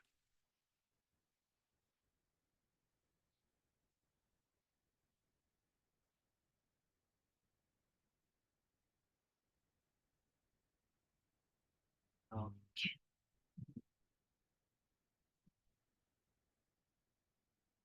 ভেরি গুড, আমার খুব ভালো লাগতেছে। দেখেন, 87% আপনারা কারেক্ট আনসার করছেন, মানে যথেষ্ট কঠিন একটা জিনিস ছিল। হ্যাঁ, তাহলে ভাই বেশি পড়তে যাবেন না। যে কয়টা বললাম দেখবেন যে 10 জায়গায় পরীক্ষা দিলে 20 জায়গায় কমন পাবেন। কোনটা? 48, 52, বারবার বলতেছি 48, হ্যাঁ, 52, যান 53, যেহেতু আপনাদের খুব পছন্দের, 59, 61। ঠিক আছে, এই জিনিস, আর 64। ঠিক আছে, তাহলে আমি ইম্পর্টেন্ট গুলো নিচে লিখে দেই।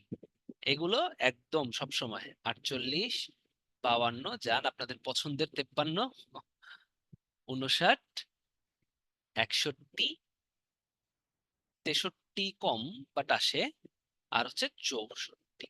খুবই ইম্পর্টেন্ট। ঠিক আছে, এই কয়টা এখান থেকে মানে একদম ছাড়া এই করা, এর ভিতরে একদম ট্রিপল স্টার: 59, 52, 64। ঠিক আছে, একদম ই করা যাবে না। কেমন? ওকে, সব জায়গায় আসে সংবিধান, সব জায়গায় লাগবে, সব জায়গায় লাগবে, কিচ্ছু করার নাই। ওকে, এবার আমরা একটু দেখি রাষ্ট্রপতি কোথার কোথার প্রধান। এটা খুবই ইম্পর্টেন্ট একটা স্লাইড। দেখেন, আর্মি, নৌবাহিনী, স্থল বাহিনী, সকল সশস্ত্র বাহিনী, Bangladesh army, Bangladesh navy, Bangladesh air force, সবগুলোর প্রধান রাষ্ট্রপতি। আমি একটু আগে কি বলছি? যুদ্ধের সর্বাধিনায়ক কে? রাষ্ট্রপতি। তাহলে এগুলোর প্রধান কে হবে? রাষ্ট্রপতি। এশিয়াটিক সোসাইটির প্রধান, রেড ক্রিসেন্টের প্রধান। হ্যাঁ, আপনারা ভার্সিটির প্রধান, তাই না? ঢাকা ভার্সিটি থেকে বা যে কোনো ভার্সিটিতে আমরা সার্টিফিকেট নেই কনভোকেশনে কার কাছ থেকে? মাননীয় মহামান্য রাষ্ট্রপতির কাছ থেকে, তাই না? মাননীয় প্রধানমন্ত্রী থেকে কিন্তু নেই না। কেন? কারণ তারা হচ্ছে এই সমস্ত প্রধান, তাই না? চ্যান্সেলর বা স্কাউটেরও প্রধান।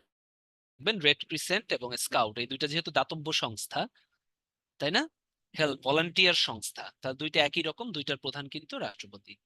সশস্ত্র বাহিনী, এশিয়াটিক সোসাইটি, আর জাস্ট এই কয়টা হচ্ছে রাষ্ট্রপতি প্রধান। হ্যাঁ, আর প্রধানমন্ত্রী এটাও লাগবে, পরীক্ষায় খুব আসে, একনেকের প্রধান। হ্যাঁ, নেক, হ্যাঁ, এই নেকের একটা অংশই হচ্ছে একনেক, এটা একটু মনে রাখবেন। নেক তো মূলত একটা পরিষদ বা একটা কাউন্সিল। ঠিক আছে, একটা কাউন্সিল। হ্যাঁ, মেইনলি হচ্ছে রাষ্ট্রপতি থাকেন, তিনি না থাকলে প্রধানমন্ত্রী যান। ঠিক আছে, তো মেইনলি হচ্ছে কাউন্সিল, জাতীয় অর্থনৈতিক পরিষদ, পরিষদ। এটার ভিতরে ওই পরিষদের একটা কমিটি হচ্ছে একনেক, দুইটার প্রধানই প্রধানমন্ত্রী।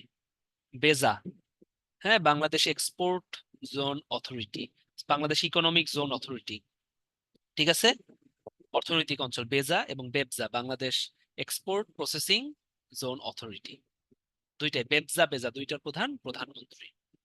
নিকারের প্রধান প্রধানমন্ত্রী। যেমন বাংলাদেশে কথা হয়েছিল না, দুইটা নতুন বিভাগ হবে, পদ্মা মেঘনা, তাহলে এটার প্রধান কে?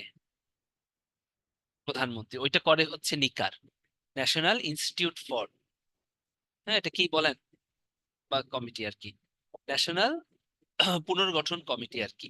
অ্যাডমিনিস্ট্রেশন রিফরমেশন, এতে হয় অ্যাডমিনিস্ট্রেশন রিফরমেশন, মানে প্রশাসনিক যত পুনর্গঠন আছে এগুলো বাস্তবায়ন কমিটি। তাহলে national implementation committee for administration reforms, মানে প্রশাসনিক বিভাগ ঠিভাগ কি একটা প্রশাসনিক ইউনিট না, জেলা। মনে করেন বাংলাদেশে নতুন একটা জেলা খুলবে, 65 নম্বর জেলা ভৈরব মনে করেন খুলবে, তাহলে এটা নিকার কাজ করবে।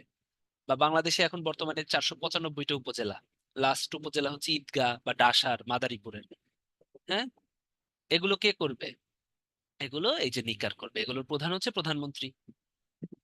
BIDA, Bangladesh investment development authority, বিনিয়োগ উন্নয়ন কর্তৃপক্ষ, প্রধানমন্ত্রী।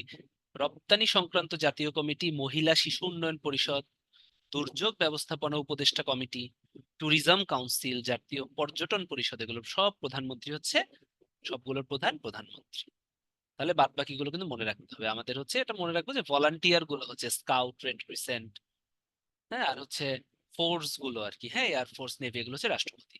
আর বিশ্ববিদ্যালয়গুলো আর এশিয়াটিক সোসাইটি, এইটা আসে, এটা পারেন না আপনারা পরীক্ষায়, এই তিনটা পারেন না, বাকিগুলো কেমনে কেমনে যেন পারেন। ওকে ওকে।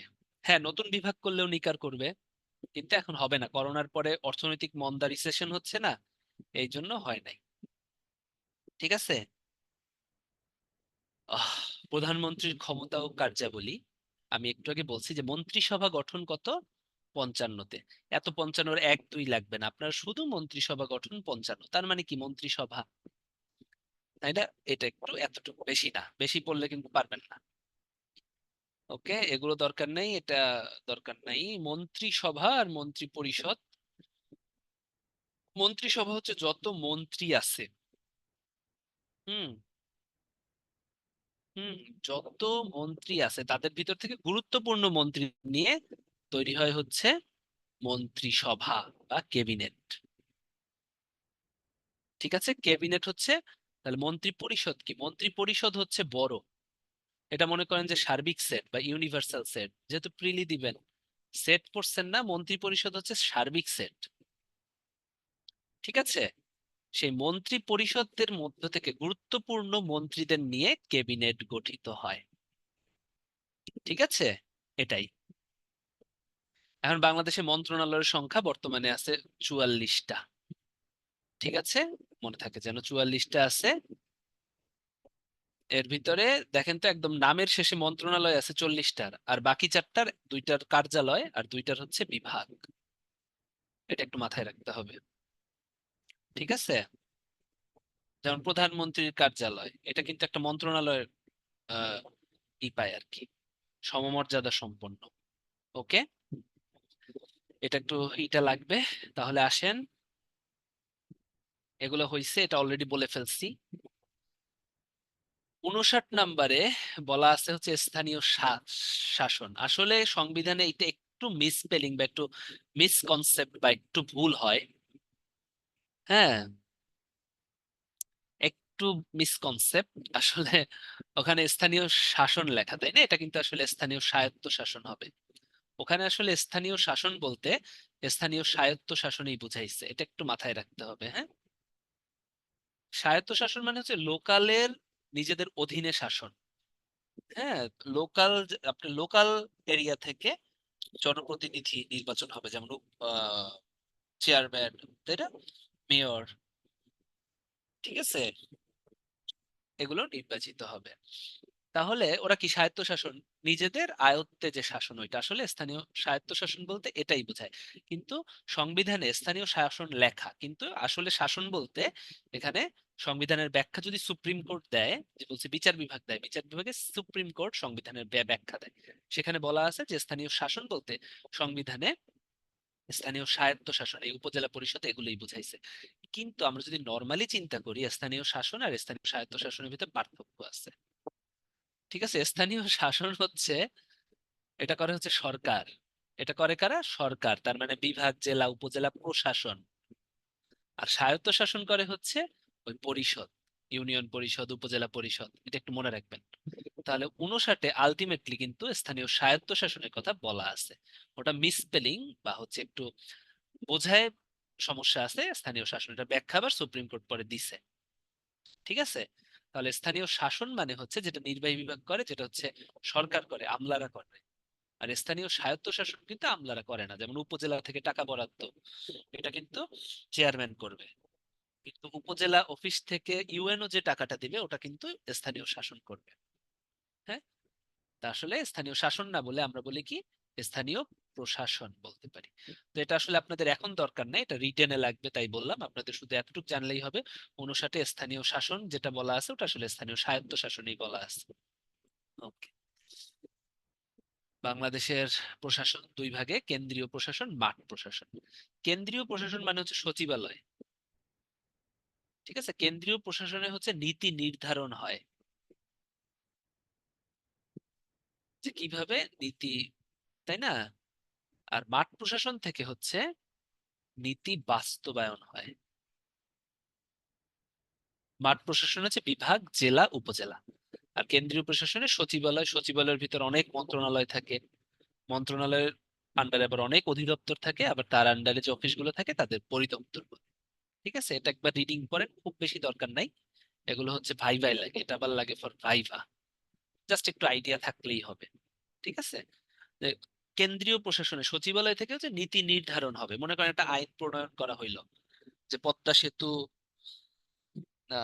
বাস্তবায়ন আইন 2013 মনে করেন হইলো, সাপোজ আমি একটা উদাহরণ দিচ্ছি। এখন ওইটা বানানোর জন্য নীতি নির্ধারণ লাগবে না বাস্তবায়ন করার জন্য? হ্যাঁ, রড কিনতে হবে, সিমেন্ট কিনতে হবে, সেই নীতি নির্ধারণ হয় কেন্দ্রীয় প্রশাসন সচিবালয়, মন্ত্রণালয়।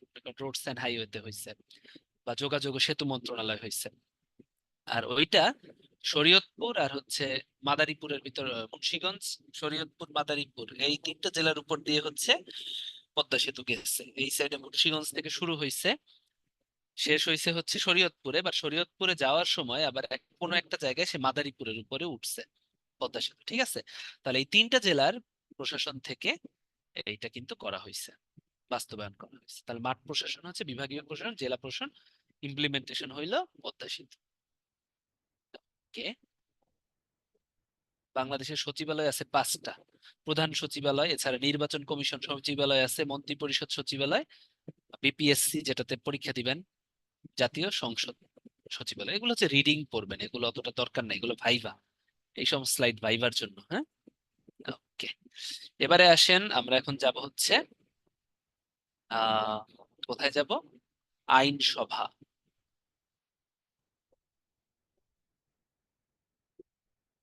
ঠিক আছে, এখন যাব হচ্ছে আইনসভা। আইনসভায় কি হবে? এতক্ষণ আমরা বললাম কাজ বাস্তবায়ন, যেটা শাসন বিভাগ, যেটা সরকারি কর্মকর্তারা করে। আর শাসন বিভাগের ভিতরে একটা স্পেশাল আছে স্থানীয় স্বায়ত্ত শাসন, যেটা কত নম্বরে বলা হয়েছে বলেন তো? স্থানীয় স্বায়ত্ত শাসন কত নম্বর অনুচ্ছেদে বলা হয়েছে? ভেরি গুড, 59, তাই না? স্থানীয় শাসন বা স্থানীয় স্বায়ত্ত শাসন দুইটা আসলেই সেম দিবেন, কারণ সংবিধানে স্থানীয় শাসন বলতে স্বায়ত্ত শাসন। তাহলে আমরা কিন্তু পড়ে ফেললাম চতুর্থ বিভাগ, শাসন বিভাগ বা নির্বাহী বিভাগ, যেখানে হচ্ছে সকল ধরনের নীতি বাস্তবায়ন করা হয়। এই যে কারা করে? মন্ত্রী। মন্ত্রীরা কাদের সাহায্যে? প্রধানমন্ত্রী, রাষ্ট্রপতি। কাদের সাহায্য নিয়ে করে বলেন? 4টা অপশন দিব। এমপিদের, সরকারি কর্মচারীদের, বলেন 2টা অপশন। এমপিদের, সরকারি কর্মচারীদের। এই, সরকারি কর্মচারীদের, সরকারি কর্মচারীদের। এই, আমলারা শাসন বিভাগে, শাসন বিভাগে হচ্ছে আমলারা। তাহলে আমরা বলি না যে মন্ত্রী তো এমপিদেরও সাহায্য নেন, তাহলে এমপিদের সাহায্যটা কখন লাগে সেইটা এখন আমরা দেখবো, তাই না? আমাদের কিন্তু এতক্ষণ বললাম চতুর্থ বিভাগ, শাসন বিভাগ, ওখানে হচ্ছে শেষ। ওখানে কি কি পার্ট ছিল? রাষ্ট্রপতি 48, মন্ত্রীগণ 56, তাই না? তারপরে কি ছিল বলেন? স্থানীয় স্বায়ত্তশাসন 59, তাই না? ওখানে এরাই তো করবে। আর ওখানে গভর্নমেন্ট এমপ্লয়িজদের কথা আছে, যে মন্ত্রীরা ভাগ করে দিবে আর কি কাজ টাজ, এগুলো। তাহলে এমপিদেরও তো সাহায্য লাগে, এমপিদের কোথায় রাখবেন? সেই এমপিদের কাজেই হচ্ছে এই আইনসভা, পঞ্চম ভাগে আইনসভা। ঠিক আছে, এখানে কি হয়? এখানে আইন প্রণয়ন হয়, সহজ কথায় আইন তৈরি হয় এখানে। এই আইন ওয়াইজেই কাজ করে শাসন বিভাগ। মানে শাসন বিভাগের কাজ কি? আইনটাকে বাস্তবায়ন করা। কারণ আইন মানে সবসময় যে বিচারের জন্য আইন তা না, যে কোনো কিছু, বাংলাদেশের যে কোনো বিধিমালাই আইন। মানে পদ্মা সেতু আইন হতে পারে, তাই না? মাদকদ্রব্য নিয়ন্ত্রণ আইন, মেট্রো রেল আইন, যে কোনো আইন তৈরি হয় আইনসভায়। ঠিক আছে, তাহলে আইন প্রণয়ন করে কারা? সংসদ সদস্যরা। তাহলে এখানে কাদের কাজ? এই আইনসভায় কাজ হচ্ছে শুধুমাত্র সংসদ সদস্যদের। মনে থাকবে? তাহলে এমপিদেরও তো সাহায্য লাগে, এমপিদের সাহায্য নয় এখানে সরকার। ঠিক আছে, সংসদ সদস্যদের। সংসদ সদস্যরাই আইন প্রণয়ন করে। কিভাবে করে? তারা হচ্ছে পাশ করে, 2/3 ভোটে পাশ হয়, তারপর রাষ্ট্রপতি সেটা অনুমোদন করে। তাহলে দেখো, সংসদ সদস্যরা থাকে কি সংসদে, সংসদ প্রতিষ্ঠা কত? 65-তে। ঠিক আছে, সংসদে নির্বাচিত হওয়ার যোগ্যতা অযোগ্যতা 66-তে। পদত্যাগ ও আসন শূন্য হওয়া 70-এ। স্পিকার, ডেপুটি স্পিকার, এগুলো রিডিং পড়বা, এগুলো এত আসে না। ন্যায়পাল, সব কিন্তু আসে না, আমি কিন্তু বললাম। ন্যায়পাল 77-এ। আইন প্রণয়ন পদ্ধতি, ভেরি ভেরি ইম্পর্টেন্ট, 80-তে। অর্থ বিল, হ্যাঁ, আমরা যে আয় ব্যয় করি বিভিন্ন কাজে, এটার জন্য তো অর্থ লাগে, হ্যাঁ, সেই অর্থ বিলটাও করা হয় কিন্তু এই যে আইন পাশের মাধ্যমে। তাহলে অর্থ আইন, হ্যাঁ, এটা আসলে অর্থ বিল না, বিল আর আইন কাছাকাছি। সেই অর্থ বিলটা, অর্থতে আমরা আইন বলবো না, অর্থতে আমরা বলবো বিল। ঠিক আছে, অর্থ বিল কোথায় হয়? এই সংসদের মাধ্যমে কিন্তু সেটা পাশ হয়, মনে থাকে যেন। ঠিক আছে, এখন কোনটা কোনটা লাগবে একটু বলে দেই, আপনাদের এত পড়া তো আসলে যাবে না, তাই না?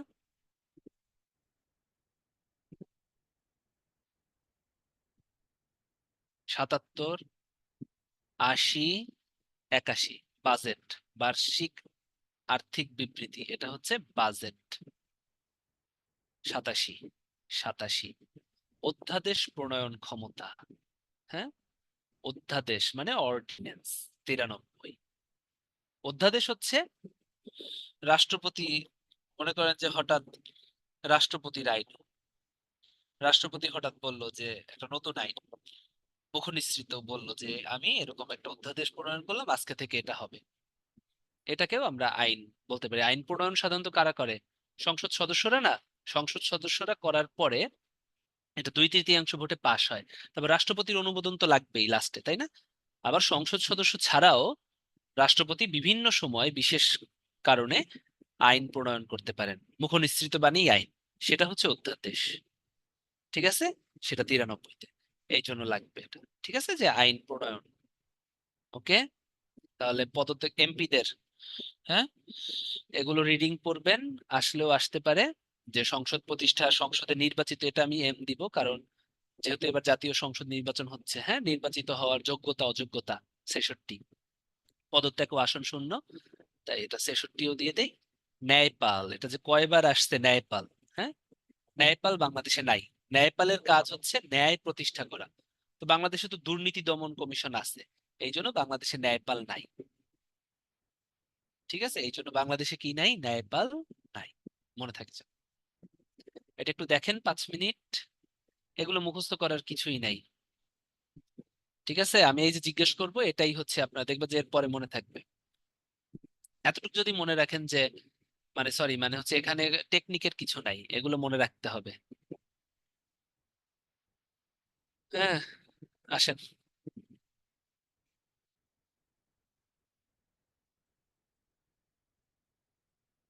দেখেন, 2 মিনিট, এখান থেকে আসেন।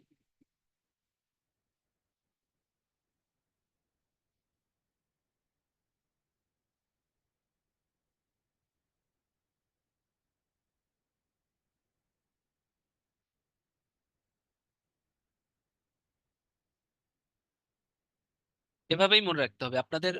ওয়ে আছে হচ্ছে 3 নাম্বার মনে রাখার ওয়ে আছে, যেমন 36-এ চলাফেরা, হ্যাঁ, সমাবেশ, তারপর সংগঠন, পেশাবৃত্তি, ওই দিকে হচ্ছে টেকনিক আছে।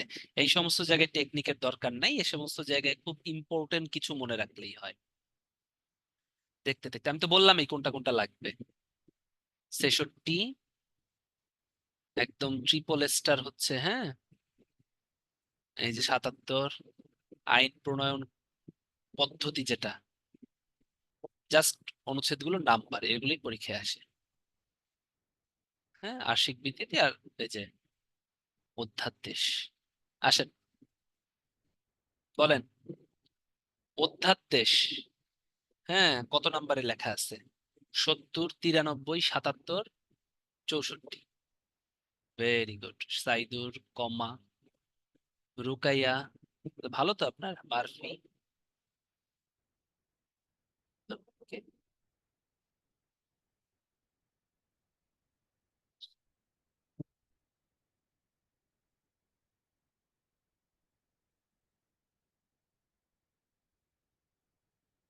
ওকে, এই তো পারছেন, ভালো পারতেছেন। হ্যাঁ, কয়েকটা লাইন একটু বলি। ফ্লোর ক্রসিং, দল ত্যাগ। কেউ যদি সংসদ সদস্য হয়, মনে করেন আওয়ামী লীগ থেকে একজন সংসদ সদস্য নির্বাচিত হলো ঢাকা কোনো একটা আসনে, এখন সে 2 দিন পরে মনে করেন জাতীয় পার্টিতে চলে গেল, তাহলে সে যদি দল ত্যাগ করে, কোনো সাংসদ মানে সংসদ সদস্য যদি দল ত্যাগ করে, তাহলে ওই আসন শূন্য হয়ে যায়। ঠিক আছে, এটাকে বলা হয় হচ্ছে ফ্লোর ক্রসিং। মানে ফ্লোর সে ক্রস করে অন্য জায়গায় চলে গেল, তখন কিন্তু সংসদ পদ শূন্য হয়ে যায়। তো সংসদ পদ শূন্য হওয়া কততে? 70 অনুচ্ছেদে বলছিলাম না? হুম, এই যে পদত্যাগ ও আসন শূন্য হওয়া, এটা খুবই ইম্পর্টেন্ট। ঠিক আছে, 70 দেই নাই না। ফ্লোর ক্রসিং, এটাকেই বলা হয় ফ্লোর ক্রসিং। ওকে, স্পিকারের ভোটকে বলা হয় হচ্ছে কাস্টিং ভোট। হ্যাঁ, স্পিকার একটা ভোট দিতে পারে, ওটাকে কাস্টিং ভোট বলে। যদি উভয় পক্ষে সমান ভোট পড়ে, মনে করেন যে 350 জন সদস্য আমাদের, হ্যাঁ, এখন মনে করেন যে কি বলবো, এখানে কে আছে, এটা আইন পাশ করতেছি আমরা, আইন পাশ হচ্ছে, এখানে কারা আছে আমি একটু দেখি। আখি, আখির অবশ্যই, এখানে আখি নামে একটা মেয়ে আছে দেখতেছি, আখির অবশ্যই চোখ দান করতে হবে। হ্যাঁ, জীবন মানে মরণ পূর্ব চোখদান, মানে মরণের আগে না, মরণের পূর্বেই তার চোখদান করার একটা আইন পাশ করলাম আমরা, আইন পাশ করতে চাচ্ছি। হ্যাঁ, মরণ পূর্ব চক্ষুদান, যে না, তা তোমাকে চোখ দিতেই হবে, তুমি দুইটার চোখ রেখে কি করবা? তখন মনে করেন যে 350-র ভিতরে অনেকেই আছে অনুপস্থিত থাকে, ভোট দেয় না, তো মনে করেন যে 150 ভোট পড়লো, 150 এক পক্ষ ভোট দিল, অন্য পক্ষ 150 ভোট দিল, তখন মানে সংসদে ওই দিন উপস্থিত ছিল হচ্ছে 300 জন, 350 জনের মনে করেন 300 জন নাই, 300 জন উপস্থিত, 300 জনের 150 ভোট দিল, তখন হচ্ছে স্পিকার একটা ভোট দিবে। ঠিক আছে, যে আলটিমেটলি কি হবে। হ্যাঁ, তাহলে এটাকেই বলা হয় হচ্ছে কাস্টিং ভোট। হ্যাঁ, কাস্টিং ভোটটা কখনো আসে আসে নাই। কাস্টিং ভোটটা কখনো আসে নাই। কাস্টিং ভোট হচ্ছে 75-এর 1-এর ক অনুচ্ছেদে কাস্টিং ভোট সম্পর্কে বলা আছে। হ্যাঁ, এটা একটু দেখেন, 75-এর 1। ওম্বাডসম্যান বা ন্যায়পালের তো বলেই দিলাম, তাই না? হ্যাঁ, ন্যায়পালের কাজ হচ্ছে সকল ধরনের ন্যায় প্রতিষ্ঠা করা।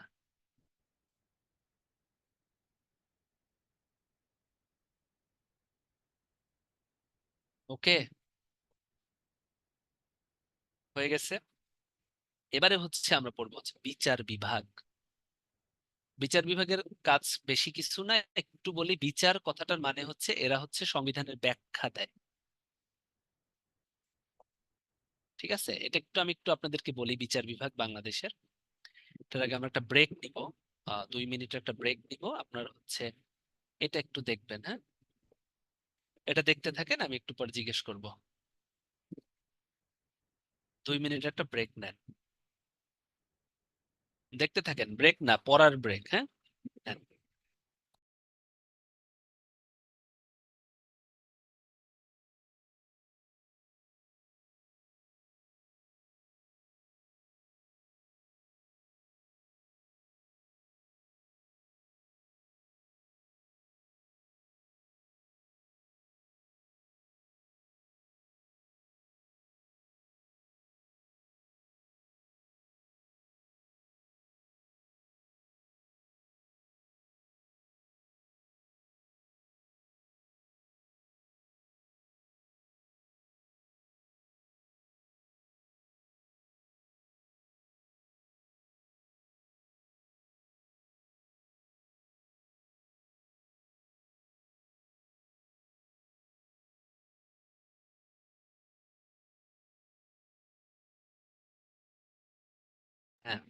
2 মিনিট ইজ ওভার। আসেন, বলেন, শুনতে কি পান?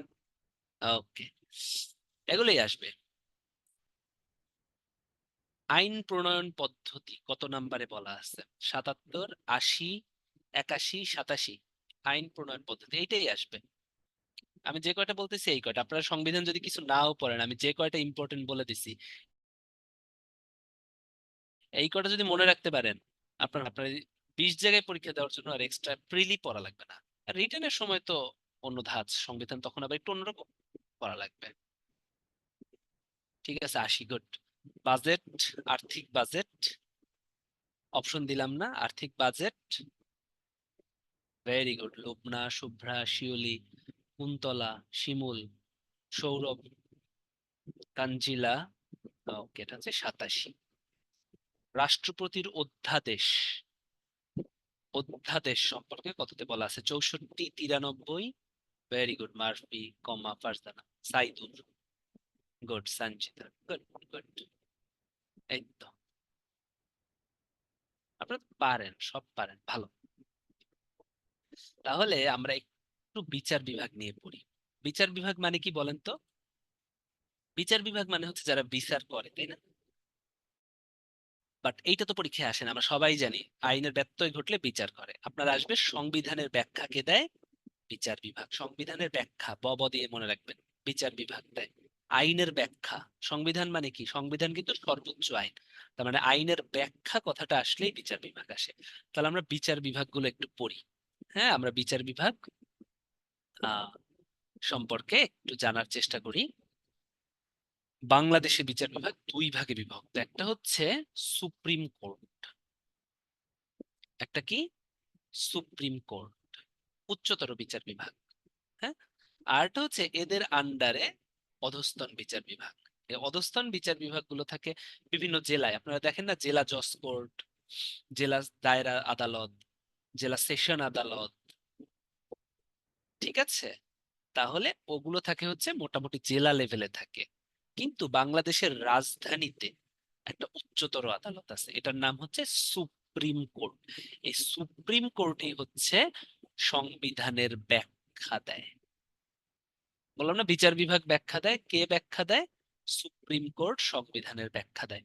এবং এই সুপ্রিম কোর্ট হচ্ছে বাংলাদেশের সর্বোচ্চ আদালত। তাহলে বাংলাদেশের রাজধানীতে সর্বোচ্চ আদালত কি? সুপ্রিম কোর্ট, একটাই আছে এটা। ঠিক আছে, এরা সংবিধানের ব্যাখ্যা দেয় এবং একে বলা হয় সংবিধানের রক্ষা কবচ। সংবিধানের ব্যাখ্যা দেয় আর সংবিধানের রক্ষা কবচকে সুপ্রিম কোর্ট। ঠিক আছে, তাহলে কি এরা হচ্ছে রক্ষা কবচ কার? সংবিধানের। তাহলে সংবিধানের রক্ষা কবচ কে? Supreme court. এই সুপ্রিম কোর্টের দুইটা ইউনিট আছে, একটা আপিল বিভাগ আর একটা হাইকোর্ট বিভাগ। এরাও বাংলাদেশের রাজধানীতে অবস্থিত। গেল, ঠিক আছে, এরা হচ্ছে উচ্চতর আদালত। কি কি? Supreme court. সুপ্রিম কোর্টের দুইটা আন্ডারে কি কি আছে? আপিল বিভাগ আর হাইকোর্ট বিভাগ। আপিল বিভাগ হচ্ছে, মনে করেন যে আপনার কোনো রায় পছন্দ হইল না, আপনি আপিল করতে পারবেন আপিল বিভাগে। ওকে। আর হাইকোর্ট বিভাগ হচ্ছে হাইকোর্ট, তাই না? ওই আপিলটা আমলে নিয়ে সে হচ্ছে বিচার করবে। কি করবে? বিচার করবে ওই আপিলটা নিয়ে, উচ্চতর আদালত। ওকে। এরপরে হচ্ছে অধস্তন। কি? অধস্তন, যেগুলো হচ্ছে জেলা পর্যায়ে। এখন দেখেন তো জেলা পর্যায়ে আপনি কি কি দেখছেন? সেশন আদালত, বিভিন্ন জেলায় দেখছেন না? সেশন আদালত, ফৌজদারি আদালত। না না না না না, এই দিতে হয় না। দিতে হয় না। ওকে। দেওয়ানি কথাটার মানে হচ্ছে সত্য। সত্য মানে জমি জমা। হ্যাঁ, সত্য যে সমস্ত জিনিসে আছে, মানে জমি জমার ক্ষেত্র থাকতে পারে, তোমার সম্পদ থাকতে পারে, হ্যাঁ, অধিকার থাকতে পারে। যেমন বউয়ের অধিকার, হাজবেন্ডের অধিকার, বাচ্চার অধিকার, এগুলোও কিন্তু দেওয়ানি আদালতে হয়। ঠিক আছে, তাহলে দেওয়ানি আদালতে কি কি বলবো? যেটা সত্য নিয়ে কাজ করে যে আদালত, অধস্তন আদালতগুলোর ভিতরে যেগুলো জেলা পর্যায়ে থাকে, সত্য মানে যেমন জমি জমা সম্পদ অধিকার নিয়ে যে আদালত কাজ করে সেটার নাম দেওয়ানি আদালত। হ্যাঁ, অনেক ধরনের ভাগ আছে, যেমন জেলা জজ আদালত। আবার জেলা জজকে সাহায্য করে অতিরিক্ত জেলা জজ, তার একটা রুম থাকে, এক একটা রুমেই এক একটা আদালত। যেমন কোর্টের ভিতরে জেলা জজ আদালত কিন্তু একটা রুম মাত্র। আবার তাকে হেল্প করার জন্য অতিরিক্ত জেলা জজ আদালতের একটা রুম, যুগ্ম জেলা জজ আদালত একটা রুম, সিনিয়র সহকারী জেলা জজ আদালত একটা রুম, সহকারী জজ আদালত একটা রুম। তাহলে এরা দেওয়ানি কি? আর তোমাদের পরীক্ষায় আসে দেওয়ানি কথাটার মানে কি? যারা সত্ত্ব মানে জমি জমা সম্পদ অধিকার নিয়ে কাজ করে এরা হচ্ছে দেওয়ানি। ঠিক আছে, এবারে আসো ফৌজদারি। ফৌজদারি মানে হচ্ছে যারা ক্রিমিনাল কেস নিয়ে কাজ করে। ক্রিমিনাল কেস, ক্রিমিনাল কেস মানে কি? অপরাধ। হ্যাঁ, ফৌজদারি অপরাধ কেমন অপরাধ? অপরাধগুলো হচ্ছে ক্রিমিনাল অপরাধ, যেমন মারামারি, হুড়াহুড়ি, কাটাছেঁড়া, খুন, ধর্ষণ। হ্যাঁ, এগুলো নিয়ে কাজ করে হচ্ছে চুরি, ডাকাতি, ছিনতাই। এগুলো হচ্ছে ক্রিমিনাল কেস। হ্যাঁ, ঘুষ, এগুলো কি? এগুলো হচ্ছে ক্রিমিনাল কেস। বুঝতে পারছেন? তাহলে মোটামুটি দেওয়ানি আদালতে 89%ই হয় জমি নিয়ে। এই জমি জমা নিয়েই হয় 80% দেওয়ানি আদালতে। আর ওই যে বাচ্চা কাচ্চা অধিকার, বউয়ের অধিকার, হ্যাঁ, বা মনে করেন পেটেন্টের অধিকার, মনে করেন যে আপনারা একজন আহ এমন কিছু আবিষ্কার করলেন যেটা খাইলে এমনি বিসিএস হয়ে যায়। এটা মনে করেন কে আবিষ্কার করছে, কাকে দিয়ে বানাবো একটু দেখি। লাইক মাহফুজ, এখানে আছে মাহফুজ, হচ্ছে এমন একটা জিনিস খায়া আবিষ্কার করছে যেটা খাইলেই বিসিএস এ অ্যাডমিন ক্যাডার যাওয়া যায়। ঠিক আছে, আলামিন, ঠিক আছে, আলামিন হচ্ছে মনে করেন এমন একটা জিনিস আবিষ্কার করছে যেটা খাইলে বিসিএস ফরেন ক্যাডার হওয়া যায়। আবার কুন্তলা মনে করেন এমন কিছু আবিষ্কার করছে যেটা খাইলে বিসিএস পুলিশ ক্যাডার হওয়া যায়।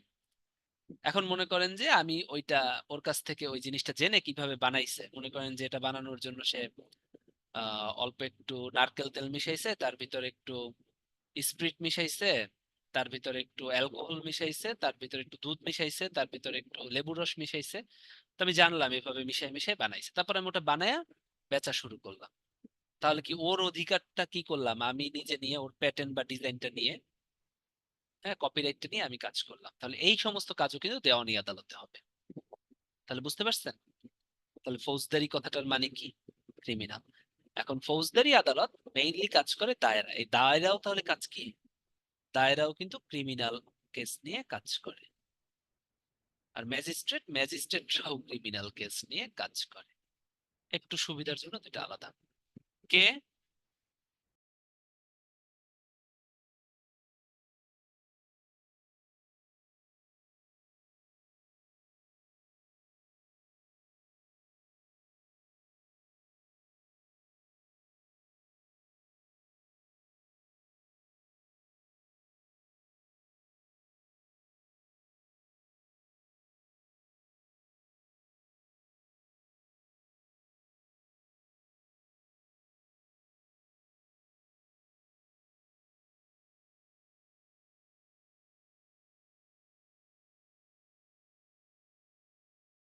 আসেন, এই বুঝতে পারছেন?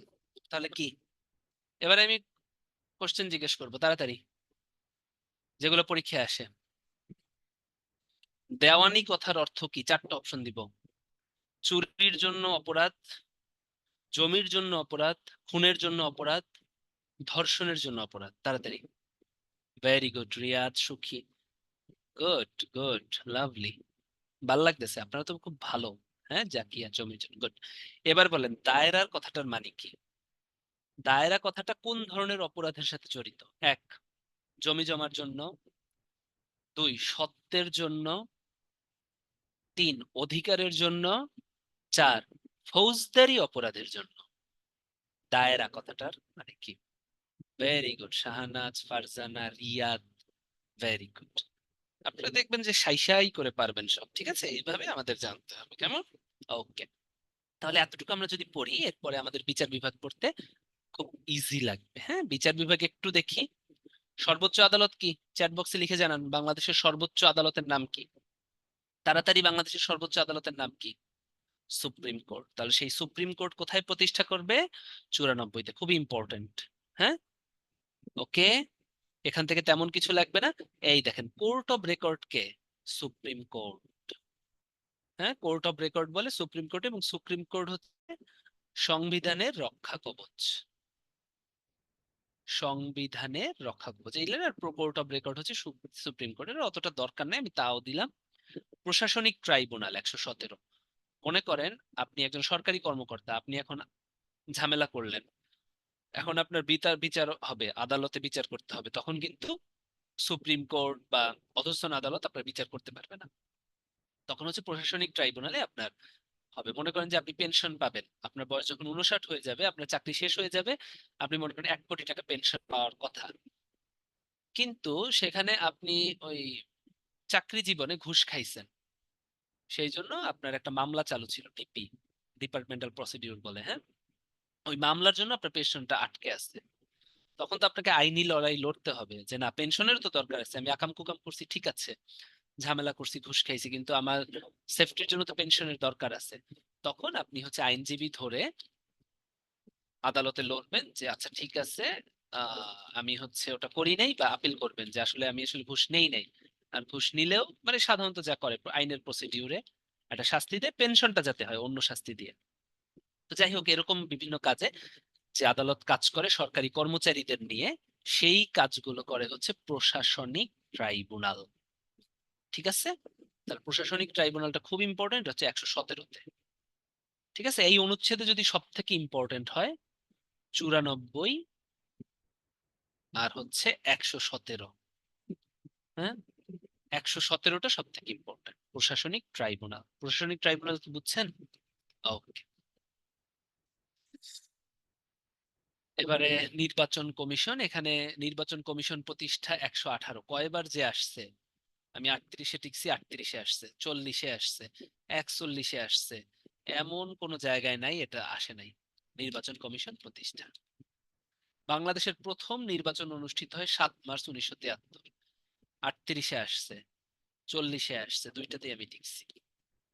ঠিক আছে, দ্বাদশটা একটু 7 জানুয়ারি সম্ভাব্য 2024 হবে, তাই না? ওকে, এগুলো জাস্ট রিডিং পড়বেন, এগুলো ওরকম না।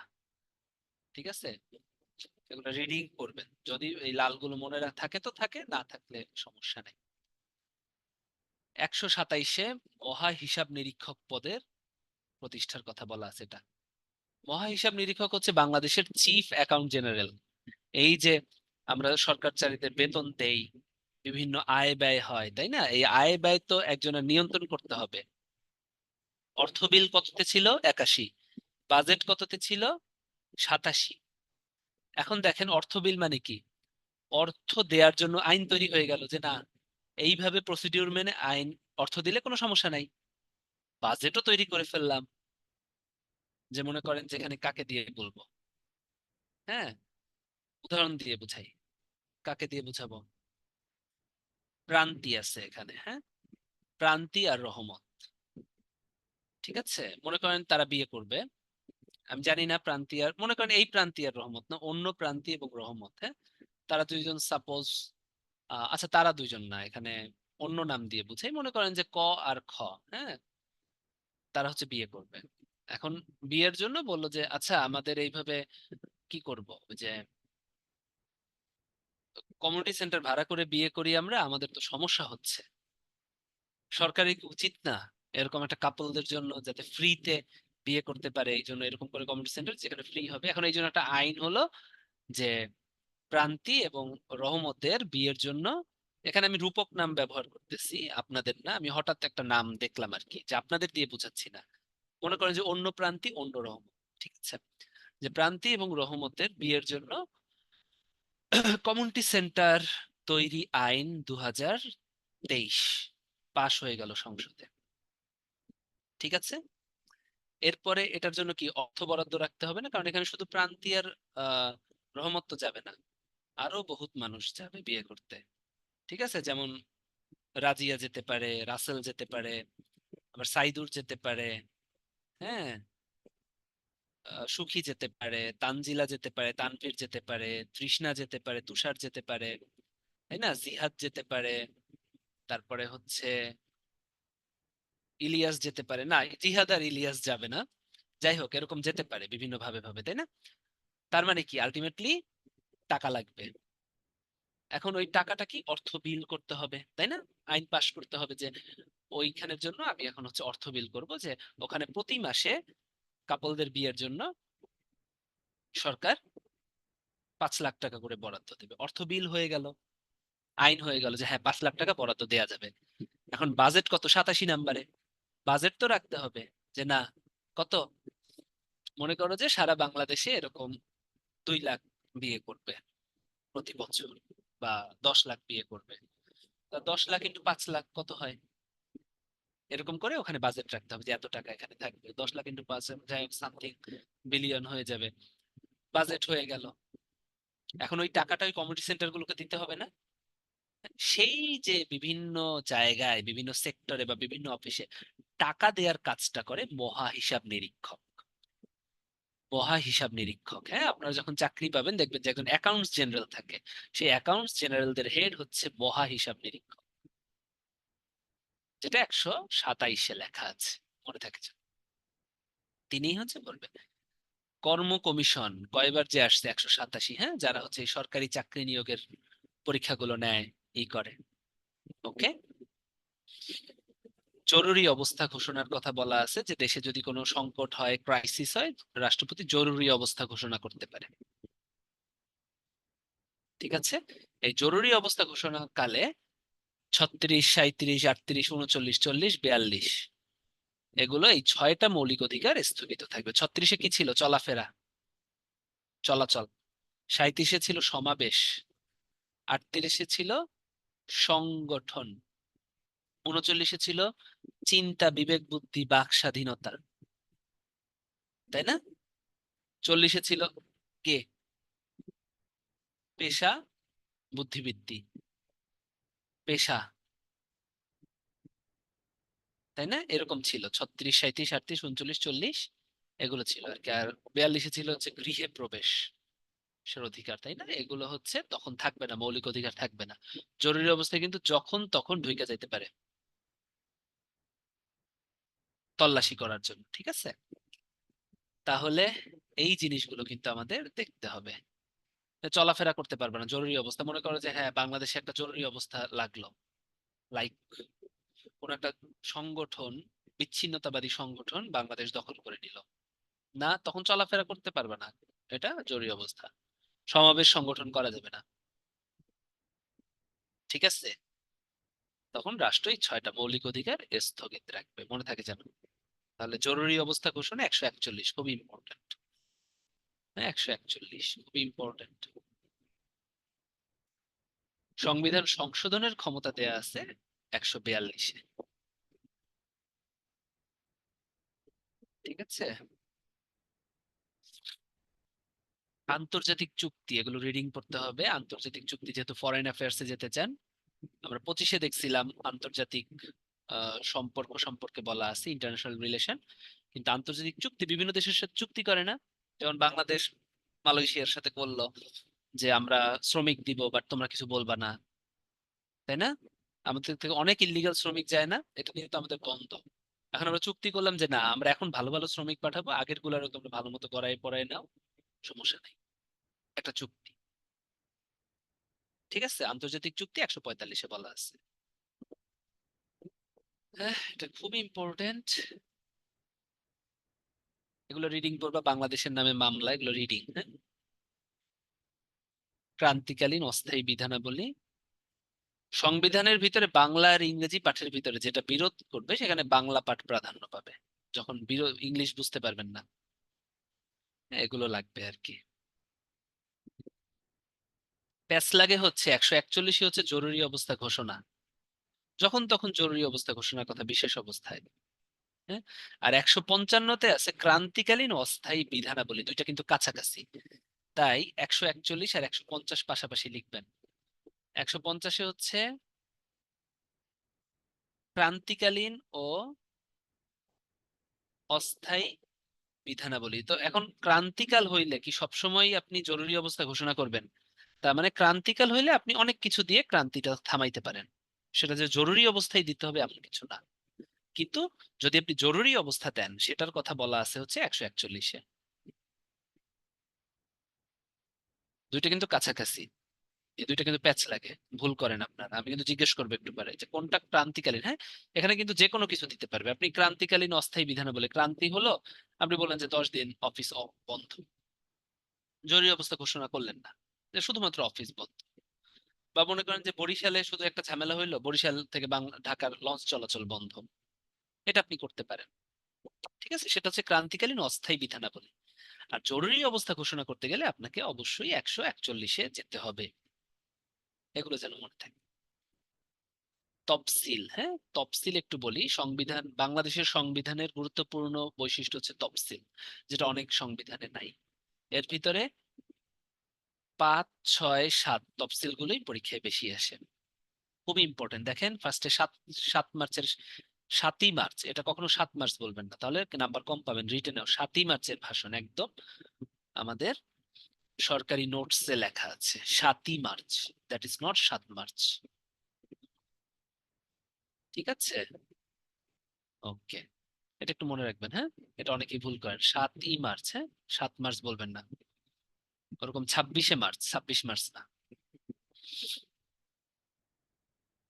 যদিও বা কথাটা ইনকারেক্ট, কিন্তু কারেক্ট না, কিন্তু আমাদের মানে ঐতিহ্যগত ভাবে কারেক্ট। যেহেতু তখন 7ই মার্চ বলছে, মানে ব্যাকরণগত ভাবে হয়তো কারেক্ট না, কারণ ই, সে, তাই না, আধিক্য আমরা এখন বর্জন করি ব্যাকরণে, বাট এগুলোতে আধিক্য বর্জন করা যাবে না, সবসময় লিখতে হবে। ওকে, 7ই মার্চের ভাষণ পঞ্চম দিলে। ষষ্ঠতে দেখেন স্বাধীনতার ঘোষণা, স্বাধীনতার ঘোষণা কত? 26শে মার্চ। ওকে, আর সপ্তম তফসিলে 10 এপ্রিল, মুজিবনগর সরকারের স্বাধীনতার ঘোষণা পত্র। মনে থাকবে। তাহলে 5, 6, 7 খুবই ইম্পর্টেন্ট। পঞ্চম, ষষ্ঠ, সপ্তমে কি কি বলা আছে? 7ই মার্চের ভাষণ, 26শে মার্চ, 10 এপ্রিল। ওকে, মনে থাকে যেন। এগুলো একটু দেখতে পারেন, তৃতীয় কিসে আসছে, এগুলো দরকার নেই, এগুলো অতটা আসে না। হ্যাঁ, একবার রিডিং পড়বেন, যদি পড়েন তো পড়েন। হ্যাঁ, চতুর্থ তফসিলে কিন্তু ছিল ওই যে ক্রান্তিকালীন অস্থায়ী বিধানাবলী, যেটা অনুচ্ছেদ 150-এ যুক্ত হয়েছে। ঠিক আছে, মনে থাকবে। অনুচ্ছেদ কি 150 ছিল না? আমি একটু আগে দেখাইলাম ক্রান্তিকালীনও, এটা কিন্তু আবার তফসিলেও আছে। সেই জন্য যেহেতু একটা কোশ্চেন আসে যে কোন জিনিস দুইটা, এইটা কিন্তু দুইটা জায়গায় আছে, তফসিলেও আছে, অনুচ্ছেদেও আছে, অনেক জায়গায় আছে, বাট এইটা হচ্ছে পরীক্ষায় আসে বেশি, যে তফসিলেও আছে, আবার হচ্ছে আহ অনুচ্ছেদেও আছে। মেইনলি দেখেন 4 থেকে একদম 6 পর্যন্ত, 7 পর্যন্ত, 4, 5, 6, 7 সবগুলো কিন্তু অনুচ্ছেদ 150-এ আছে, দেখছেন? ওই 2, 3 করে বলার দরকার নেই, 150-এ কিন্তু সব আছে। ঠিক আছে, তাহলে চতুর্থ তফসিল হচ্ছে ওই ক্রান্তিকালীন অস্থায়ী বিধানাবলী, এটা 150-এ দেওয়া। এরপর 152 দিয়ে হচ্ছে ওই যে ইম্পর্টেন্ট তারিখগুলো, 7ই মার্চ, তারপরে স্বাধীনতার ঘোষণা, তারপরে 10 এপ্রিল দেয়া আছে। এগুলো কিন্তু পরীক্ষায় আসে। এই যে 40, 38, 41, 39 সব জায়গায় 5, 6, 7 আসছিল। ঠিক আছে, ওকে, পোল নিয়ে নেই।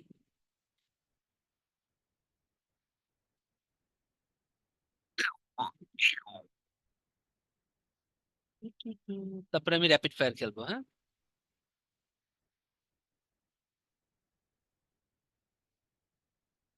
পোলটা কি লঞ্চ হয়েছে? ষষ্ঠ তফসিল সংবিধান কোন অনুচ্ছেদে সংযোজিত হয়েছে? ষষ্ঠ তফসিল, ভালো মতো দেখে আনসার করেন। হ্যাঁ।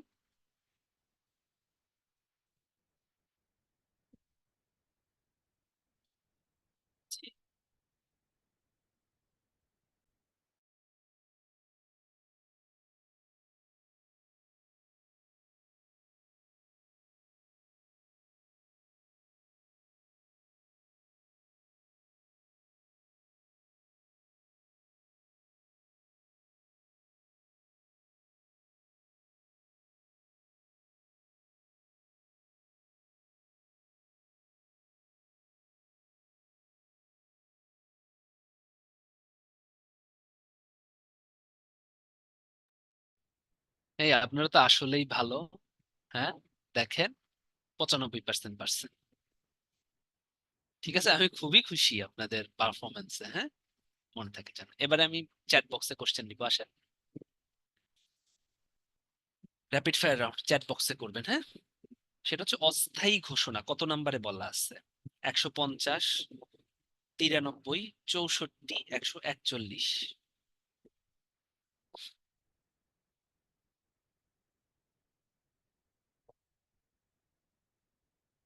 Very good. আমি তো অস্থায়ী ঘোষণা বলছি, মানে অস্থায়ী বিধানাবলী। 150, ঠিক আছে। ওকে, এখন বলেন যে জরুরি অবস্থা ঘোষণা কততে বলা আছে? 93, 64, 150, 141?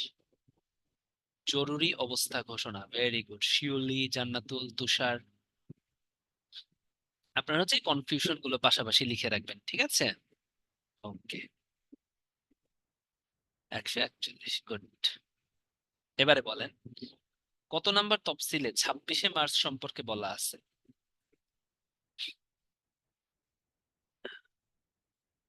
চতুর্থ, পঞ্চম, ষষ্ঠ, সপ্তম? ভেরি গুড রুমানা, ভালো মতো বলেন। 5, 6, 7 দিয়ে হিসাব করেন, তারিখ শুধুমাত্র 5, 6, 7 ছিল। এভাবে মনে রাখতে হবে, হ্যাঁ। ভেরি গুড সাইদুর, সুরাইয়া, মাহিয়ান, তৃষ্ণা। হ্যাঁ, তৃষ্ণা ভুল দিছেন, মাইর দিব মাইর। ষষ্ঠ হবে না, ষষ্ঠ ম্যাক্সিমামই ষষ্ঠ দিছেন, মাহিয়ান। ঠিক আছে। Okay. বাংলাদেশের তফসিল কয়টা? 5টা, 7টা, 2টা, 3টা? সুখী, সাজিদ, ঠিক আছে, রাসেল। এটাও আসছে তফসিল 7টা। গুড। ইফতেখার, গুড। সুরাইয়া, রকনুজ, হ্যাঁ, গুড।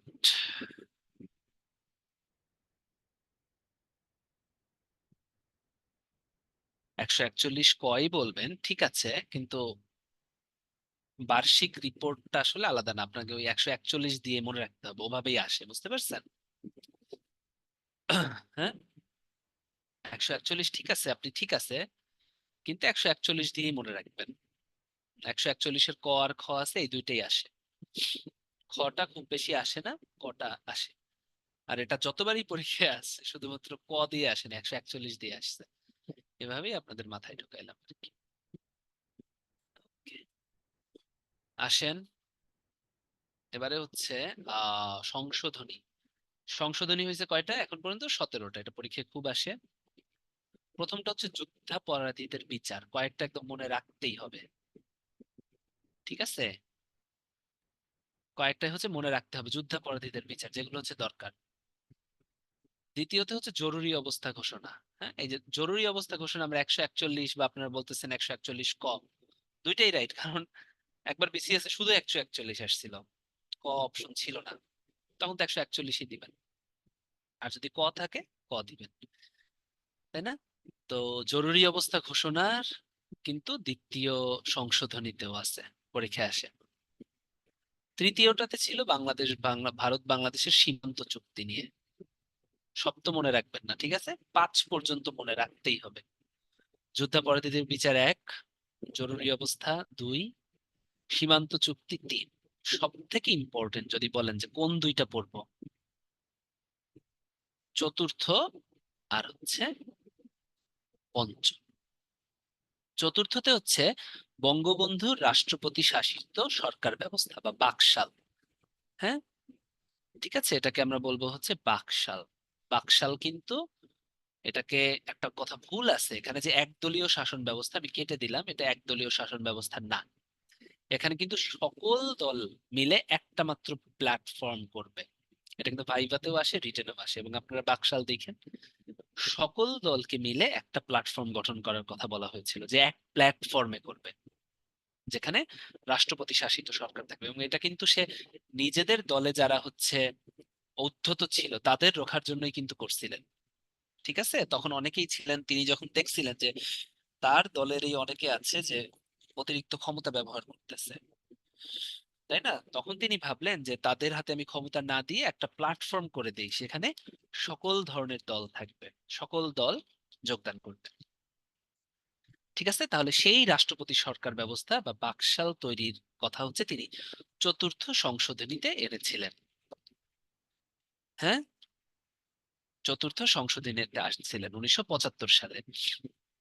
এবং 1975 সালে এই রাষ্ট্রপতি সরকার ব্যবস্থা যেহেতু আনছেন, সেটা কি পাকিস্তানপন্থী যারা ছিলেন সামরিক কিছু হঠকারীরা, আমরা জানি বঙ্গবন্ধুর অ্যাসাসিনেশন করেন বা হচ্ছে বঙ্গবন্ধুকে কু হয়, তাই না, বঙ্গবন্ধুকে অ্যাসাসিনেশন করে মেরে ফেলেন।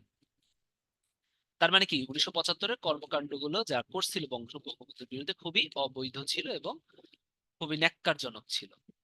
সেই জিনিসটাই 1979 সালে বৈধতা দেয়া হলো। 1975 সালের সকল সামরিক সরকারের সকল যে কর্মকাণ্ড ন্যাক্কারজনক, হ্যাঁ, সেগুলোকে বৈধতা প্রদান করা হলো 1979 সালে।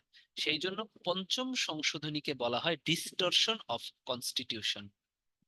ডিস্টরশন অফ কনস্টিটিউশন মানে 1975-এ কি বাকশাল হইছে, তাই না, সেই বাকশালকে কি নেগেটিভ দেখায়া বা বঙ্গবন্ধুকে বিতর্কিত করে কিছু পাকিস্তানপন্থী মানুষজন বঙ্গবন্ধুর অ্যাসাসিনেশন করলেন বা তাকে হচ্ছে আহ মেরে ফেললেন সপরিবার সহ, অত্যন্ত ন্যাক্কারজনক ভাবে এবং অত্যন্ত নোংরা ভাবে। সেই জিনিসটাকে 1979 সালে আবার বৈধতা দেওয়া হলো যে না, সব জিনিস ঠিক আছে। তাহলে এটা কি সংবিধানে সেটা লেখা হলো, তাহলে সংবিধানের এই সংশোধনটা কি ডিস্টরশন অফ কনস্টিটিউশন। ডিস্টরশন মানে হচ্ছে ভাঙা সংবিধান, ভাঙা মানে হচ্ছে ডিস্টোরশন। ঠিক আছে, মানে সংবিধান এখানে কাজ করতেছে না। এটা পরীক্ষায় আসে, খুব ইম্পর্টেন্ট। দুইটাই আসে, হ্যাঁ, 1 থেকে 5 পর্যন্ত পড়তে হবে। এরপরে হচ্ছে 15, 16, 17 দেখবেন। হ্যাঁ, 17টা ইজি, আমরা জানি মহিলাদের যে সংরক্ষিত আসন 50টা আছে, এটা আরো 25 বছরের জন্য থাকবে। তার মানে হচ্ছে 1700 সংবাদের 1700 যেটা ওটা 2019 সালে নেওয়া হয়। তার মানে কি মোটামুটি 19, 29, 39, 44 পর্যন্ত 50টা আসন থাকবে, নারী আসন। 15টা খুব ইম্পর্টেন্ট। 15 দেখো তো, এখন আগে কিন্তু সংবিধানে এই যে 2 এর ক, 4-এর ক, জাতির পিতার প্রতিকৃতি কি 4-এর কতে আমরা পড়ে আসছি, হ্যাঁ। 2-এর ক অনেক ক আছে না, 23-এর ক উপক্ষুদ্র নৃগোষ্ঠীদের সাংস্কৃতিক, এই ক গুলো যুক্ত হয় সব 15তম সংশোধনীতে। এবং এখানে তত্ত্বাবধায়ক সরকার ব্যবস্থা বিলুপ্ত হয়। আর ত দিয়ে মনে রাখবা, তত্ত্বাবধায়ক সরকার গঠন হয় 13তে আর বিলুপ্ত হয় 15তে। ত আছে 13, 13 ত তত্ত্বাবধায়ক গঠন, আর তত্ত্বাবধায়ক বিলুপ্ত 15তে। আর যত ক আছে সব হচ্ছে 15তে হয়। এভাবে মনে রাখবা, ঠিক আছে। এই 13, 15, 17, 17টা অতটা ইম্পর্টেন্ট, 13 আর 15টা খুব ইম্পর্টেন্ট। ঠিক আছে, হ্যাঁ। রাষ্ট্রধর্ম ইসলাম, আর ঢাকার নাম ডাক্কা হয় হচ্ছে 8মে, এটাও আসে পরীক্ষায়। যে আগে ছিল ডাক্কা, এখন ঢাকা করা হয়। আগে ছিল ডাক্কা, ডাক্কা থেকে ঢাকা, মনে থাকবে। 8মটাও আসে। দ্বাদশ সংশোধনীতে গণতন্ত্র পুনরুদ্ধার হয়, কারণ এই যে শেখ মুজিব জাতির পিতা বঙ্গবন্ধু শেখ মুজিবুর রহমানকে মেরে ফেলার পর কিন্তু সামরিক, একদম 1991 সাল পর্যন্ত সামরিক শাসন চলছে। আমরা দেখবো মধ্যে, এটা পড়লেই বুঝবেন, এরশাদ ছিল, হ্যাঁ, সামরিক সরকার ব্যবস্থা চলছিল। 1991-তে কিন্তু সংসদীয় গণতান্ত্রিক ব্যবস্থা আবার পুনরুদ্ধার হয়। ঠিক আছে, সেটাতেও কিন্তু বাংলাদেশ আওয়ামী লীগ যথেষ্ট কাজ করেছিল, তাই না। আমরা জানি যে 1989, তাই না, স্বৈরাচার বিরোধী আন্দোলন যেটা ছিল আর কি, হুম, স্বৈরাচার নিপাত যাক, গণতন্ত্র মুক্তি পাক, ওইটাই আর কি। ওকে, এগুলো একটু পড়বেন। মেইনলি হচ্ছে যেগুলো হচ্ছে আসে, আমি বললাম তত্ত্বাবধায়ক 13, মানে কিছু টিপস দেখাই দিলাম যেভাবে মনে রাখবেন, এই কয়টাই আসে। তাহলে একটু দেখি, প্রথম সংশোধনীতে কি যুদ্ধাপরাধ, হ্যাঁ, মানবতা বিরোধী। তৃতীয়তে বাংলাদেশ ভারত সীমান্ত চুক্তি। চতুর্থতে কি ওই যে বাকশাল প্রবর্তন, তাই না, চতুর্থ, যেটা 1975-এ হয়েছিল। পঞ্চমে কি, পঞ্চমে হচ্ছে এই যে 1979 সালে সকল ধরনের, তাই না, বৈধতা দান। 1975 সালে যা ঘটছিল ওটার বৈধতা দান, বলে দিলাম, ওইখান থেকে পড়লে সব থেকে ভালো হবে, তাই না? এটাকে ডিস্টরশন বলা হয়, পঞ্চম সংশোধনীকে বলা হয় ডিস্টরশন অফ কনস্টিটিউশন। এটা কিন্তু ইম্পর্টেন্ট, কোন সংশোধনীতে ই করা হয়, ঠিক আছে, এই কর্মকাণ্ড বৈধতা করা হয় এটা থেকে, এইটাকেই বলা হয় ইনডেমনিটি অধ্যাদেশ বা ইনডেমনিটি বিল। আমি বলছিলাম না রাষ্ট্রপতির যে অধ্যাদেশ, হ্যাঁ, তখন যে রাষ্ট্রপতি ছিল সেই ইনডেমনিটি, ঠিক আছে, তখন কে ছিল উত্থাপনকারী, দেখো, সংসদ নেতা শাহ আজিজুর রহমান, ঠিক আছে, এবং তখন রাষ্ট্রপতি যিনি ছিলেন তিনি কিন্তু এটা, এই ইনডেমনিটি বিলটা উত্থাপন করেছিলেন, ঠিক আছে। এই জিনিসগুলো কিন্তু আমাদের মাথায় রাখতে হবে, যে ইনডেমনিটি, ইনডেমনিটি মানে হচ্ছে সকল অপরাধ থেকে মাফ,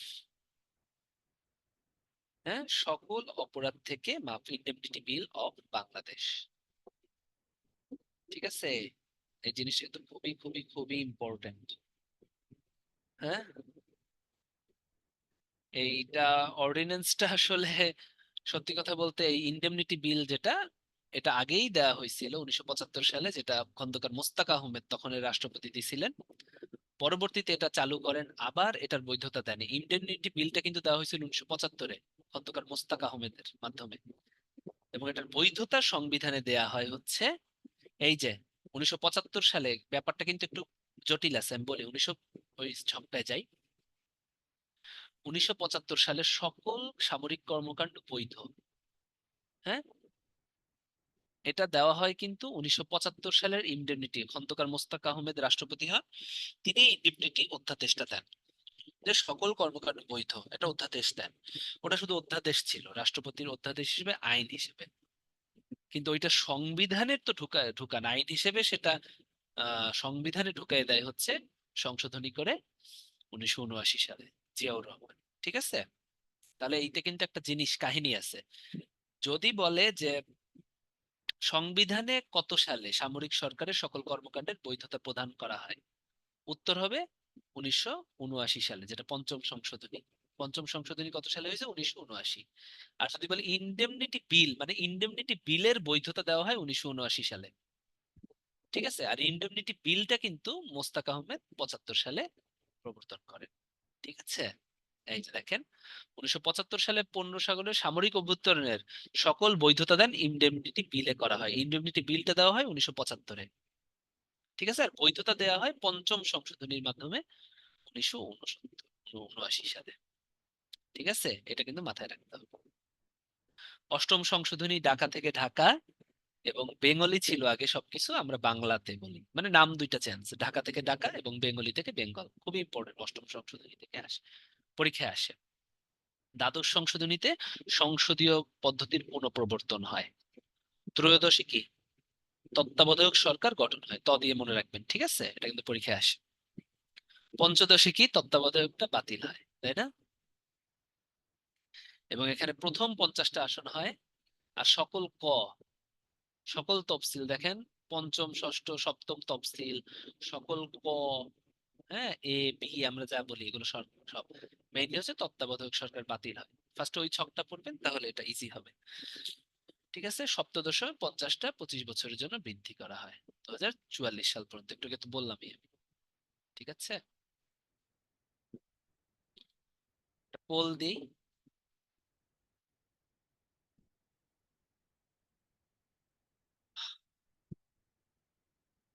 ইনডেমনিটি অধ্যাদেশ জারি করা হয়েছিল কততম সংশোধনীর মাধ্যমে? মানে সংবিধানে ঢুকানো হয় কততম সংবিধানে? আহ,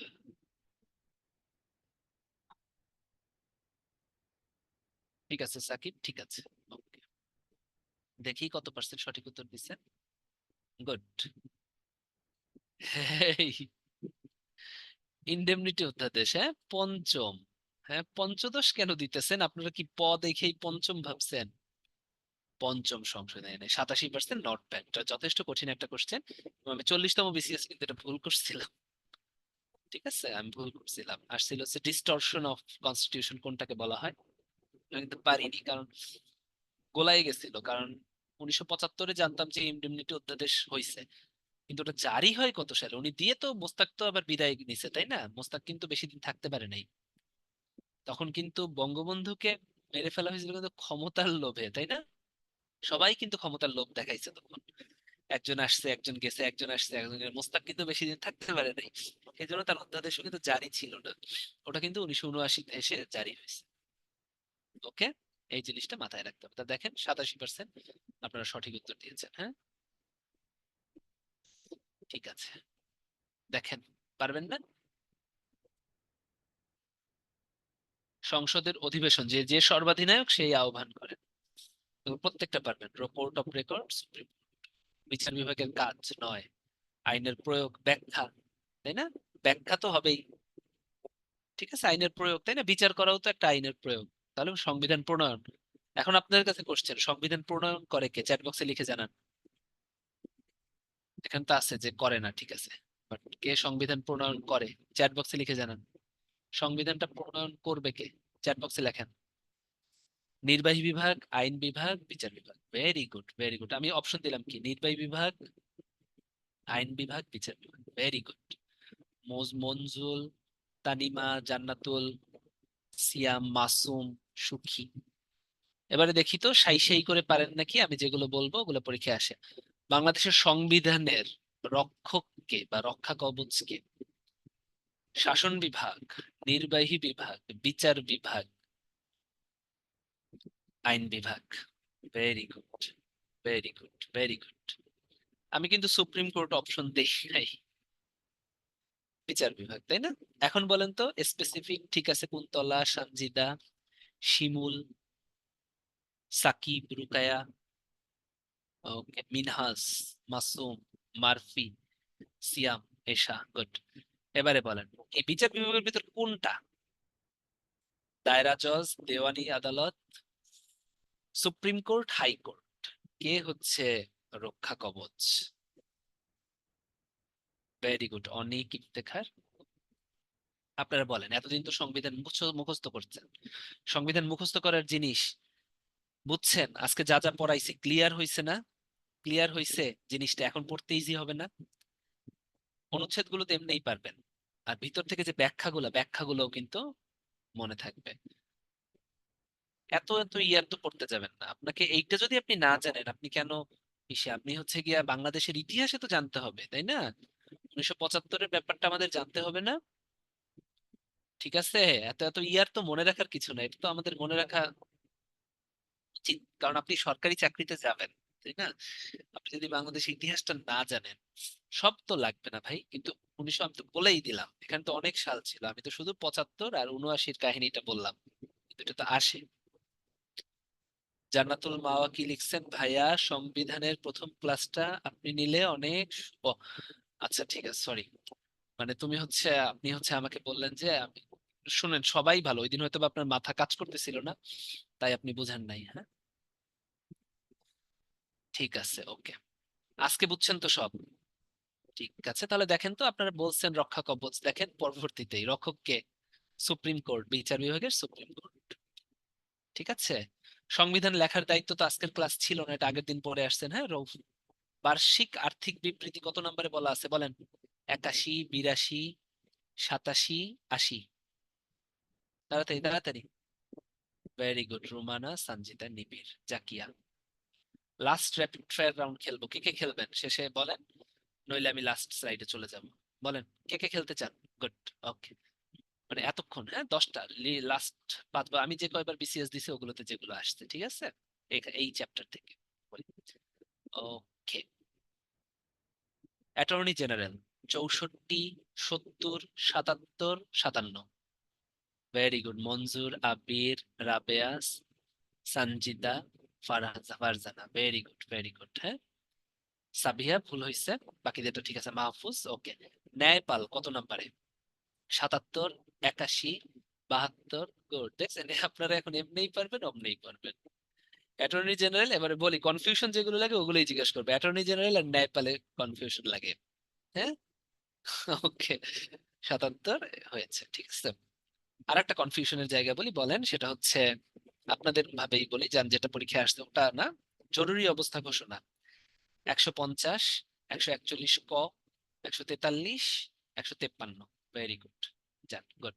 ওই যে আপনারা যেহেতু 100 ক বলবেন তাই না রুকায়া, ভেরি গুড, জান্নাতুল। গুড, কনফিউশন গুলো ক্লিয়ার করতে হবে। এবারে বলেন 7 মার্চ কত নম্বর তফসিলে? সপ্তম, ষষ্ঠ, চতুর্থ, পঞ্চম। ভেরি গুড বাহাউদ্দিন, সংবিধান সাই সাই করে পারবেন এখন, হ্যাঁ। Good, good. ওকে, সংবিধানের কোর্ট অফ রেকর্ড কাকে বলা হয়? হাইকোর্ট, সুপ্রিম কোর্ট, দেওয়ানি জজ, দায়রা জজ। Very good, supreme court. এবারে বলেন দেওয়ানি কথাটার অর্থ কি? ফৌজদারি কার্যবিধি, খুন সংক্রান্ত কার্যবিধি, অর্থ সংক্রান্ত কার্যবিধি, জমি জমা ও সত্ত্ব সংক্রান্ত কার্যবিধি। ভেরি গুড, দেওয়ানি। আমি কিন্তু দেওয়ানি জিজ্ঞেস করছি। ভেরি গুড, জমি জমা সত্য কথাটা একটু মাথায় রাখেন ভাই, ঠিক আছে? কারণ অনেক সময় জমি জমা নাও থাকতে পারে। হ্যাঁ, সত্য মানে জমি জমা মানে কি আপনার সত্ত্বে, তাই না? ওকে, এবারে বলেন দায়রা জজ এদের কাজ কি? সত্ত্ব সম্পর্কিত, জমি জমা সম্পর্কিত, মেধা অধিকার সম্পর্কিত, ক্রিমিনাল অপরাধ মানে ফৌজদারি অপরাধ সম্পর্কিত। Very good. অপরাধ তো বিভিন্ন আছে, এটা অবশ্যই ক্রিমিনাল বা ফৌজদারি অপরাধ সম্পর্কিত, মনে থাকে যান, কেমন? ওকে, ঠিক আছে, একটু কঠিনে চলে যাই, যেগুলো আসে আর কি। আইন প্রণয়ন কততমতে? 81, 80, 87, 82। আইন প্রণয়ন। ভেরি গুড, আইন প্রণয়ন কিন্তু বলছি, ঠিক আছে। আইন প্রণয়ন 80 ভাই, হ্যাঁ একটু কঠিন, এটা কনফিউশন লাগে। আইন প্রণয়ন হচ্ছে 80, অর্থ আইন হচ্ছে 81। আমি লিখে দেই, তাহলে ঝামেলা হবে না। হ্যাঁ, এটা একটু আপনি কিন্তু কনফিউশন গুলো কিন্তু বইয়ের ভিতর লিখে রাখবেন, ঠিক আছে? যেহেতু সংসদ আছে আমাদের এই ধাপে, তাই না? আইন প্রণয়ন 80। আপনাদের ভুল হয় হচ্ছে অর্থ আইনটা লিখলে আপনারা মনে রাখতে পারবেন। অর্থ আইন মানে হচ্ছে অর্থ বিল, অর্থ আইন প্রণয়ন হচ্ছে 81। হ্যাঁ, আর আর্থিক বাজেট, বাজেট মানে হচ্ছে আর্থিক বাজেট বা আর্থিক বিবৃতি, এটা হচ্ছে 87। একদম সুন্দর মতো লিখে রাখবেন, নইলে কিন্তু মনে থাকে না, ঠিক আছে? মনে থাকে যেন, ঠিক আছে? ফ্লোর ক্রসিং কত নাম্বারে? বা পদত্যাগ শূন্য, ফ্লোর ক্রসিং হয় এগুলো কততে? 77, 70, 74, 94। Very good, 70। এগুলোই আসে।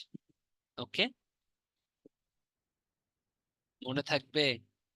কত নাম্বারে স্থানীয় স্বায়ত্ত শাসন সম্পর্কে বলা আছে? 63, 61, 59, 55। Very good, Rukaiya Shiuli, Murphy, Mahfuz, কমা। ঠিক আছে, ওকে। এবারে বলেন আমি যে 25 মিনিট লেট করছি পোষায় দিছি আপনাদের? ক্লাস কি খারাপ হয়েছে? সব তো বুঝাইতে পারছি, তাই না? এভরিথিং মাথায় ঢুকছে না? গুড। তাহলে আমি সার্থক। আমি টেনশনে ছিলাম আসলে, অফিস থেকে বের হতে পারতেছিলাম না।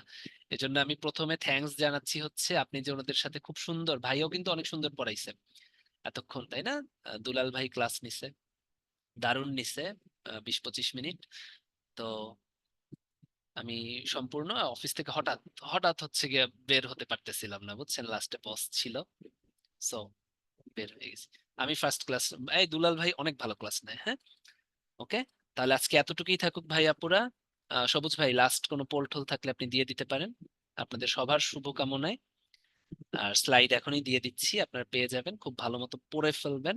আর যাই কয়টা অনুচ্ছেদ পড়াইছি কোনোভাবে এদিক ওদিক করা যাবে না, কেমন? তাহলে কি, সবার জন্য শুভকামনা, ভালো থাকেন, হ্যাঁ। ওকে। ওকে ভাই, আর আপনিও ভালো থাকবেন, শুভরাত্রি। আর এই হ্যাঁ, বলেন, স্লাইডটা আমি সমস্যা বলতে নাই। চাই, শুধুমাত্র এই স্লাইডটা পড়লেও আপনারা কমন পাবেন। 10 জায়গায় পরীক্ষা দিলে 20 জায়গায় কমন পাবেন, তাই এই স্লাইডটা অ্যাটলিস্ট স্ক্রিনশট বাই রেখে দিবেন, পরীক্ষায় 100% কমন পাবেন।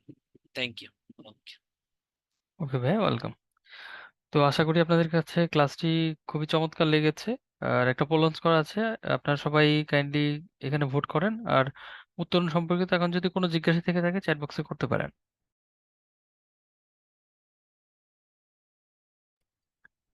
আচ্ছা, রুটিনটা আমি দিয়ে দিচ্ছি চ্যাট বক্সে, আপনাদের যাদের দরকার আপনারা কাইন্ডলি এখান থেকে ডাউনলোড করে নেবেন।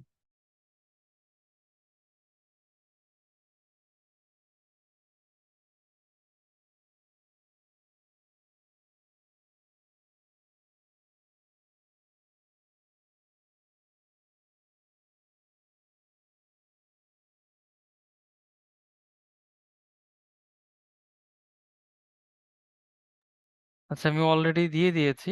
আর আপনারা অনেকেই বলছেন যে ক্যাডার চয়েসের উপরে একটা সেমিনার দিলে ভালো হতো, তো এটা মনে হয় খুব শীঘ্রই হবে। ওটা আপনাদেরকে জানিয়ে দেওয়া হবে আর কি, হ্যাঁ। আর ফার্স্ট ক্লাসের ভিডিও দেখতে একজন ভাইয়ের প্রবলেম হচ্ছিল, তুষার ভাইয়ের আই থিঙ্ক। তো ভাই আপনি একটু আমাদের তাহলে হেল্পলাইনে যোগাযোগ করবেন। আশা করি ওনারা যে ডিরেকশনটা দিবেন সেই ডিরেকশন অনুযায়ী যদি আপনি কাজ করেন, সলভ হয়ে যাবে প্রবলেমটা। হ্যাঁ, বললাম তো ক্যাডার চয়েস নিয়ে একটা সেমিনার আয়োজন করা হবে খুব শীঘ্রই। আশা করি সেটা আপনার খুব দ্রুত সময়ের মধ্যে জেনে যাবেন।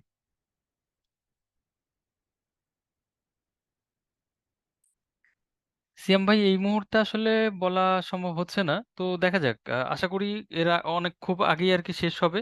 তারপরে তো আপনাদের আবার একটা টেস্ট পরীক্ষার আয়োজন করা হবে, সো ক্লাসগুলো করতে থাকেন, আশা করি খুব একটা প্রবলেম হবে না আর কি। ফার্স্ট ক্লাস হচ্ছে আপনাদের এক্সামের আগে পর্যন্ত থাকবে, ঠিক আছে।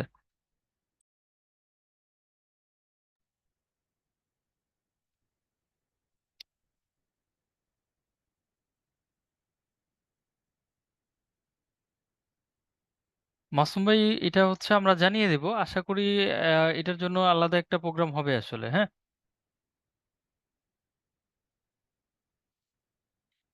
সিলেবাস ডিসকাশন আর হচ্ছে আপনার কি বলে ক্যাডার চয়েসের যে ফর্ম ফিল আপের পদ্ধতি, মানে এটা নিয়ে একটা সেমিনার হবে, এটা জানিয়ে দেবে, সমস্যা নাই।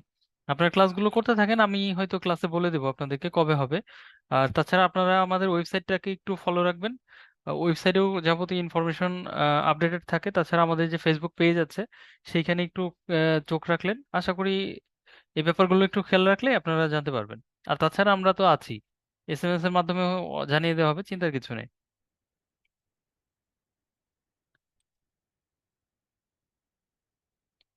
মাসুম ভাই, আমাদের একটু ওয়েবসাইটটা দেখবেন, এখানে একটা মডেল টেস্ট প্রোগ্রাম অলরেডি মনে হয় শুরু হচ্ছে আর কি 9 তারিখ থেকে। তো একটু জাস্ট আমাদের ইয়েটা দেখবেন আর কি, ওয়েবসাইটটা দেখবেন, হ্যাঁ। অপটিমাম এক্সাম ব্যাচ নামে আর একটা এক্সাম ব্যাচ শুরু হচ্ছে আর কি, 9 তারিখ থেকে শুরু হবে। এটা রুটিনও অলরেডি মনে হয় তৈরি হয়ে গেছে আর কি।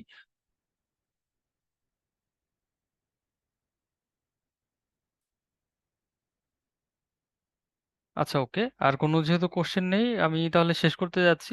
আর এছাড়াও যে আপনাদের যদি কোনো কোয়ারি থেকে থাকে, আপনারা আমাদের চাইলে ডিরেক্টলি হেল্পলাইনে কল করে যে কোনো তথ্য জেনে নিতে পারেন। পাশাপাশি আমাদের ব্রাঞ্চ আছে, সেখানে যখন আপনারা উইকলি এক্সামগুলো দিতে যান তখন না হয় আপনারা ডিটেলস কথা বলতে পারবেন, কোনো মানে অসুবিধা নেই আর কি, হ্যাঁ। সব দিক থেকেই আপনাদেরকে আমরা সার্ভিস দেওয়ার জন্য তৈরি আছি।